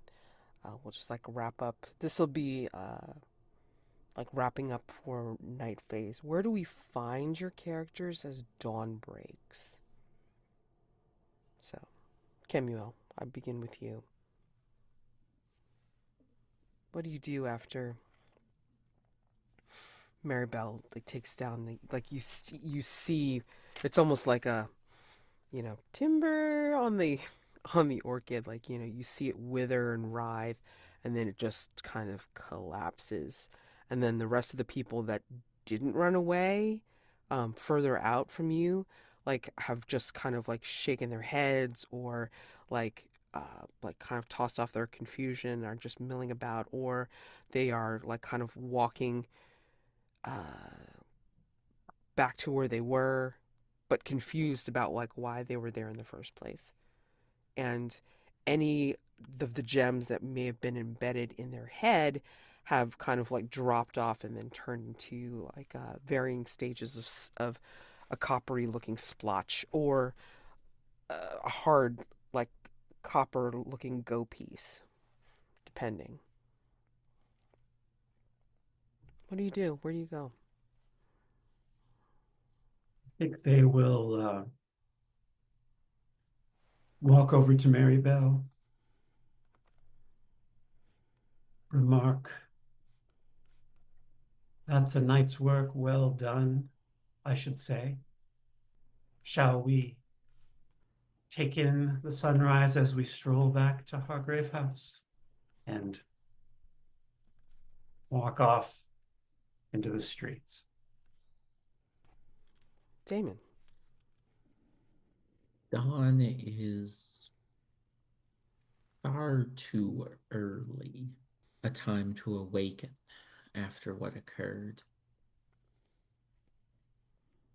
I imagine that it's not until the first patron attempts to open the door at the tailor shop to the pair arise, and Daymond would let the customer in and head out somehow, resplendently dressed in a new suit that he has No recollection of being sewn together.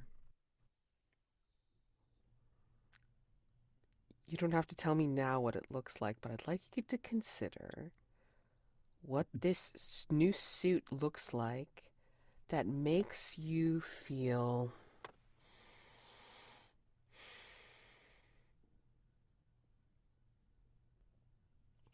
like you're able to control it all.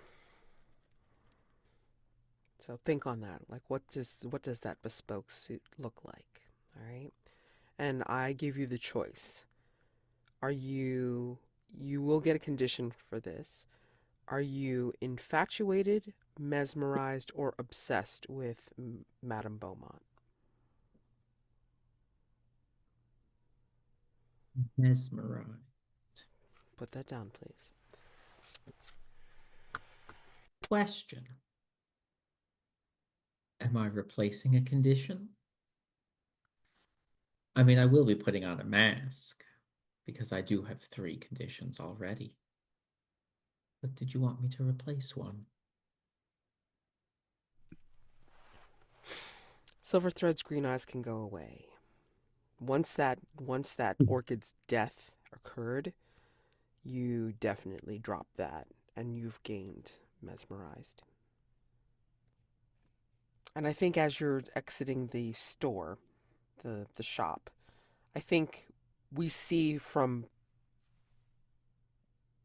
like you're looking, confident, you're looking sexy, whatever, but then behind you, the sisters Sandula have like almost as if they are like a 2-panel door or something like that.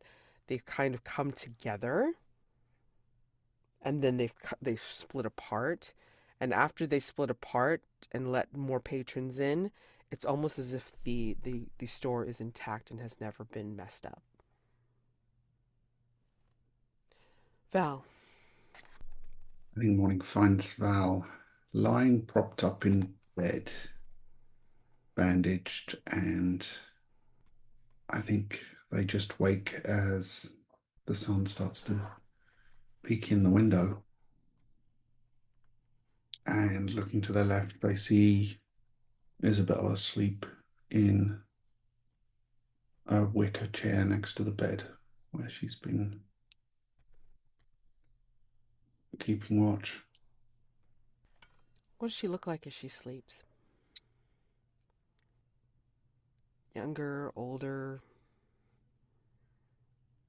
I exhausted? think I think unchanged. It's almost as if she just stepped out of Val's memory. Very cool. Yeah. So we close out of that and we go into dawn. Okay. All right. So we're just going to do some questions real quick. Remind me to plug into the Discord that Amanda can do those. And then I'll also check in with her about stars and wishes when she's feeling a little better. But let's go ahead and get started with our undeniable. So, hunters answered a question. Yes. Hunters resolved a threat. Yes. Did you experience an echo in the night? Yes, I believe so. I tried to echo the fishwife smacking the thug with a sap, and Kemuel smacking one of the orchid zombies with his cane, or with their Yeah. cane, rather. I like it. Cool. Did you appear in London society wearing risque or avant-garde fashion? Hell yeah. Did you let someone touch you and then make them pay a price for doing so? I think that there was a lot of touching and prices being paid, I believe. Oh shit, yeah. Take the points. If you have an advancement, then go ahead and pick out your advancement. Clear your dawn question check marks, and then go ahead and change your elective dawn questions if you so choose. Okay. Vessel.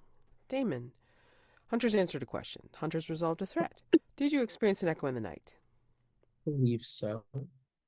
The rejection of Bridget being small and hiding away, Daymond was very much catching attention this evening. Did you perform a ritual? I do not believe so. Mm-mm. Did you make love to a dark entity because it felt good? In a lovely fade to black.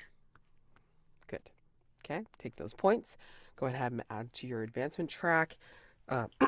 Clear your dawn questions, and then go ahead and change your elective ones if you so choose. Okay. We'll do one bookkeeping note. Yeah. From the star metal fragment that I picked up, it had some additional effects, one of which is when I mark a mask of the past, which I did for having 3 conditions and getting a 4th.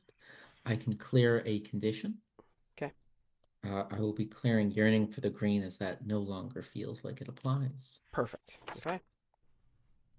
Is that a one-time use or only when you have since you still have the star medal? That was the next mask of the past I marked. Okay. Alrighty. And Val. Okay. Hunters answered a question, resolved a threat. Did you experience an echo in the night? I was trying for one with the pool of fish guts and blood mirroring Val's pool of blood. Oh boy. Yep. Yep. Go for it. Did you address a challenge with foresight or revelation? I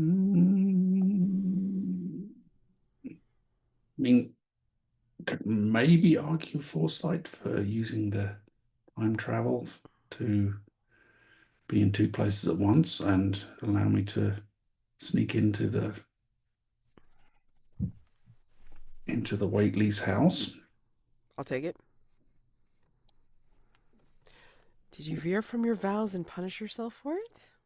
Not yet. Yeah, I mean, that was definitely on my mind with all the interactions with Isabel and Mari, but it didn't go in that direction. So, yeah, not yet.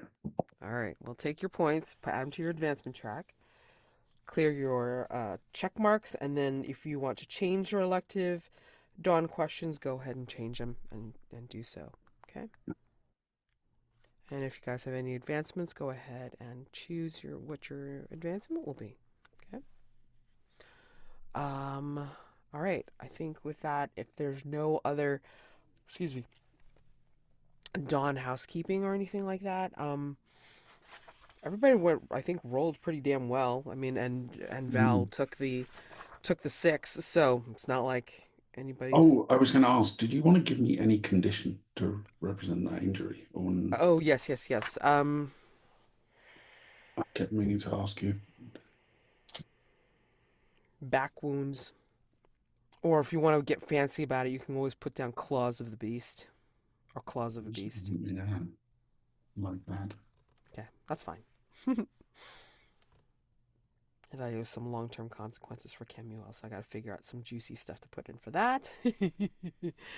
That's fun. Any other housekeeping stuff that you can think of? I know I'm owed a mask by Marybelle, but aside from that, I can't think of anything at the moment. Oh boy.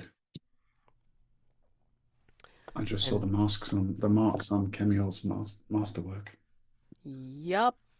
And Kemuel's very dangerously close to the reflection, unless you're taking the advancement to clear the scars. I mean, yeah, clear the doodads. So yeah. I didn't take it this time. You didn't? So we'll see what happens. No, there's still. I mean, it's very tough to kill the undeniable, but I don't know. I'm waiting to see what happens with some vulnerable moves. So, I mean, anyway, let's get to stars and wishes, because, goddamn. Jeez. Drama. Wow. Yowza. You know what? I don't want to be first, so whoever wants to go first. I took some notes. Okay. The inevitable ditto to what you all say, because I know I will miss things. Starter Rob, the questions that you both asked of Mads and asked yourself when you were faced with Val's immediate death, were so insightful into just how you, as a human, see Val as a character. And it just leads to so many interesting questions about what Val sees their role in all of this being. Mads, the way that you kept describing and adding flourishes of the Fey realm and the spider to the seamstress just kept giving her this ethereal quality. The mental images, she was human, just elongated, and then you kept pulling it back into the Fey realm, and then would slip. And it was a beautiful dance.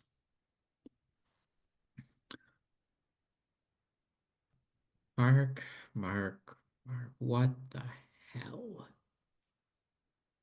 The notes I've got say that your unseen went places I was not expecting. You went places I was not expecting, devouring multiple civilians, not taking the masterwork saving advancement.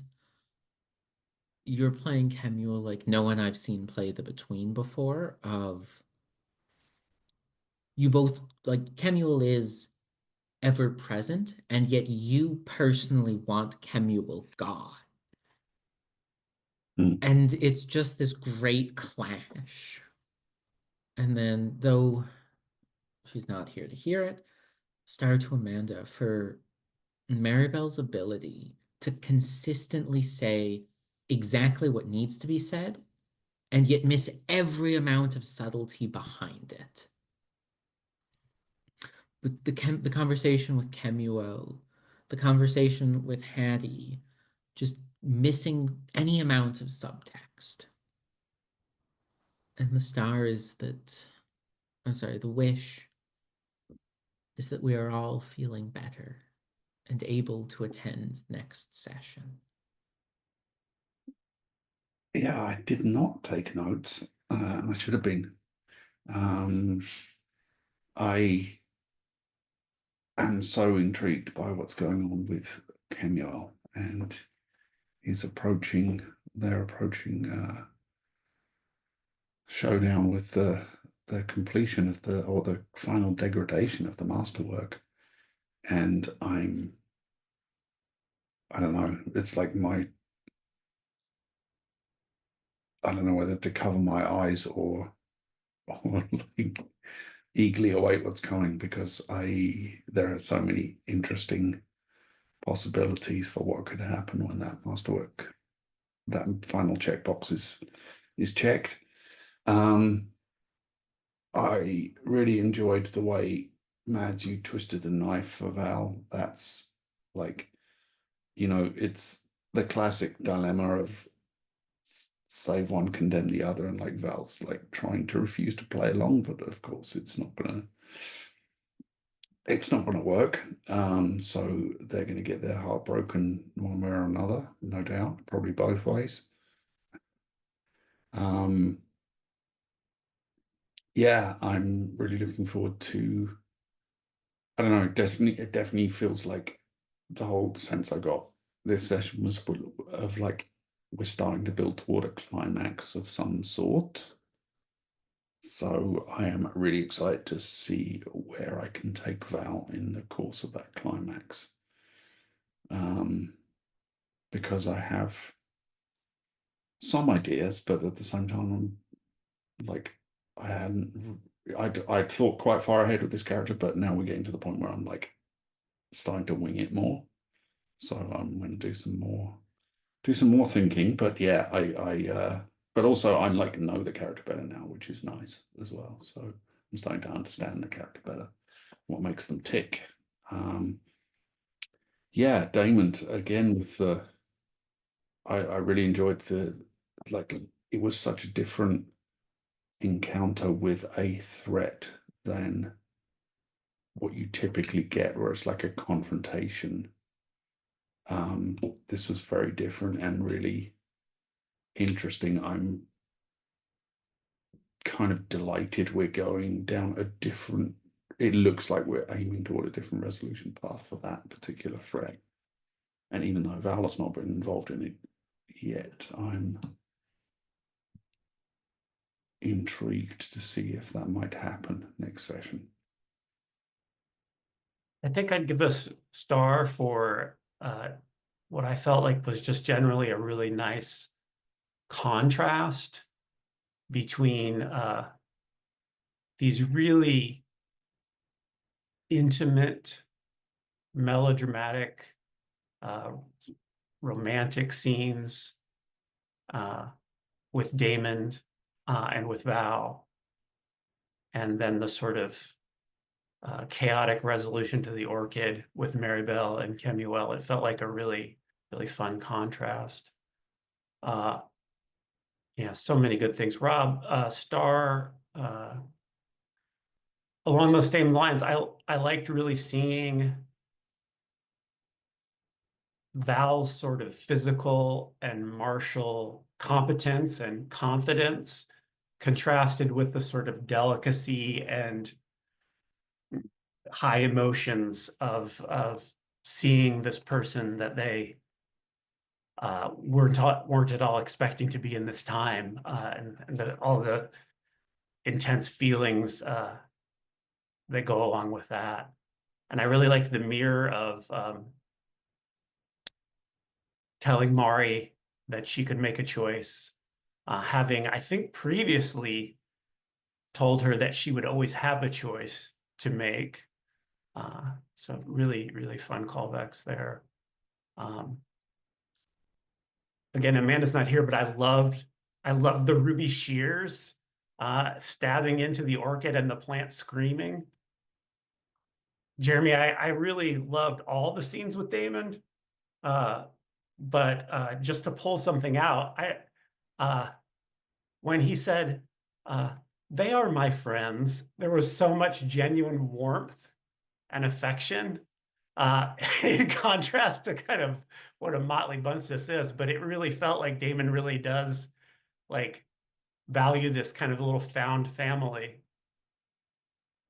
And Mads, the orchid was so creepy and so vividly described with the pulsing, glowing eggs and these like gems being sort of sloughed off. It was just like really visceral and very fun.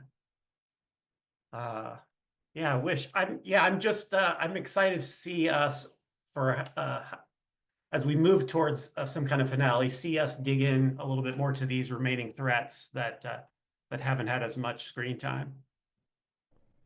Yeah, I mean, like, definitely agree with all these stars. I mean, for Amanda, I mean, just the the conversations that Marybelle has with the characters, just in all seriousness and all earnestness, like just like, logical from point A to point B of the conversation. This is the point, da da da da da da da, da. And everybody else is just like, but, and there you go. Or with Kemuel, just like, I think it'll be fine, and then just taking in that casual way that Kemuel does, and it'll be. I thought it was interesting that Kemuel didn't think is it like where a regular human would probably start to doubt Hattie's feelings or like the way to view Hattie's approach to Kemuel. Kemuel was never in any doubt of Hattie's worship of them. So I thought that was quite interesting that Marybelle's point of view like just kind of fell flat and just was like, nope, she worships me and it's fine and it's done. So I thought that was quite interesting. But yeah, Marybelle's kind of like the actiony character. It's like, you get on task, it gets done within the best of their ability, and then like the thing that they're having the most difficulty with is the interactions of connection with relating to the others, with colleagues, with NPCs, with anything that has to do with connecting with others. And I think that's like the most fun challenge and the most interesting, because then they can't power through it. They have to figure out a way and like try to like emulate somebody to make it through. So I always find that fascinating. Um, Kemuel, you're a nut. Yeah, Mark, I'm really liking like what you're doing with Kemuel. I mean, I'm just so intrigued with this whole thing of he, treasure, versus Kemuel, this entity that has like, pretty much taken over Treasure's life and is like this power or energy mad thing that lives within the shell that is this boy. And I want to see it come to a head. I don't know. I want to see what Val well, Val suspects, but I mean, I want to see what Daymond thinks of this, and that's, I guess it's just a wish combined with that. And I'm just so intrigued. I mean, like, yeah, so close to the end of the reflection, but what are you waiting for? Do you want Kemuel to continue or what? I don't know. Daymond, yeah, Daymond keeps getting some, and I think it's lovely, but I'm gonna say meta wise, it's like you gotta wonder why he's getting some. And I just think it's great. I think it's wonderful that he's making all these connections, like, with anything and everything, and yeah, it's not gonna bite him in the ass later. It's not. It's just gonna be fine. It's all gonna be fine. And I think like how you're playing him is terrific. I think your approach to your moves is wonderful, and yeah, I think like most of the time I think Daymond is cool because again he's making these connections. He's acting sort of like the protector. He considers his colleagues friends, and yet there's some dark things that's within him that, wow, he could be a real shit if he wanted to, and that's dangerous. So I appreciate that about your character, and I think it's going to be intriguing. Because will you, at the very end, like, give them up? What will force you to give them up, if you do? Who knows? And then Val. I mean, that was an awesome. I wasn't sure where I was going with it, to be honest, but you gave me an in, and I mean, for the fact that you were trying to protect Mari, and I love the callback, but then now with Isabel in the mix, it's like you have a choice. You can't have both, and the choice is going to kick you in the ass. So make a choice, and it's gonna hurt. Don't make a choice, and it's gonna hurt. So I hope you're satisfied with this. I hope this is good for you. Um, interesting, satisfying character arc. I'm enjoying it, and yeah, I hope you're enjoying it too. Um, such a weird, complicated character. I thought it was just kind of like, oh, you got a little time traveling power, and like got some vows and stuff. Really got to find a way to make these vows like really punchy. But I think right now, I think we're kind of giving you a near impossible choice. So yeah, it's going to be good. It's going to be good. I'm excited. So yeah, yeah. Plans for the rest of the campaign. We're getting there. So we have Spider Silk Seamstress and Waitley Camera still open. I will introduce the next and final threat, as far as I'm concerned, for this campaign next week. And then once we get to the resolution of Waitley, that is, as I've said, its own thing. I will not have any other threats interrupt it because it will be essentially, we will not be in London. So that will be its own session on its own. And I've sent you each a DM about a question that I would like you to answer.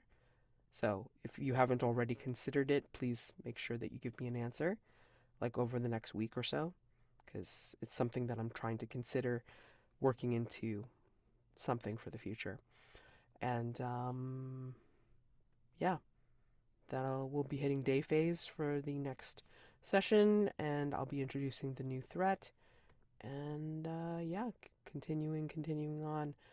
I'll be finalizing, I think, the order of operations once we get through these remaining threats. And then we'll move to the finale. Damn. Yeah. I didn't think it was going to happen this fast, but God. Yeah. We're getting there. I thank you all for your patience tonight. Thank you very much for being at my table. I really do appreciate you guys. Thank you so much. I mean, I cannot do this shit without you, and I am constantly impressed and entertained. Oh my gosh. All right. So you guys have a wonderful week. Happy gaming. Hopefully we are all, if not well, then better by next time, by next session. All right. So take care. I will see you next time. See ya. Bye. Bye.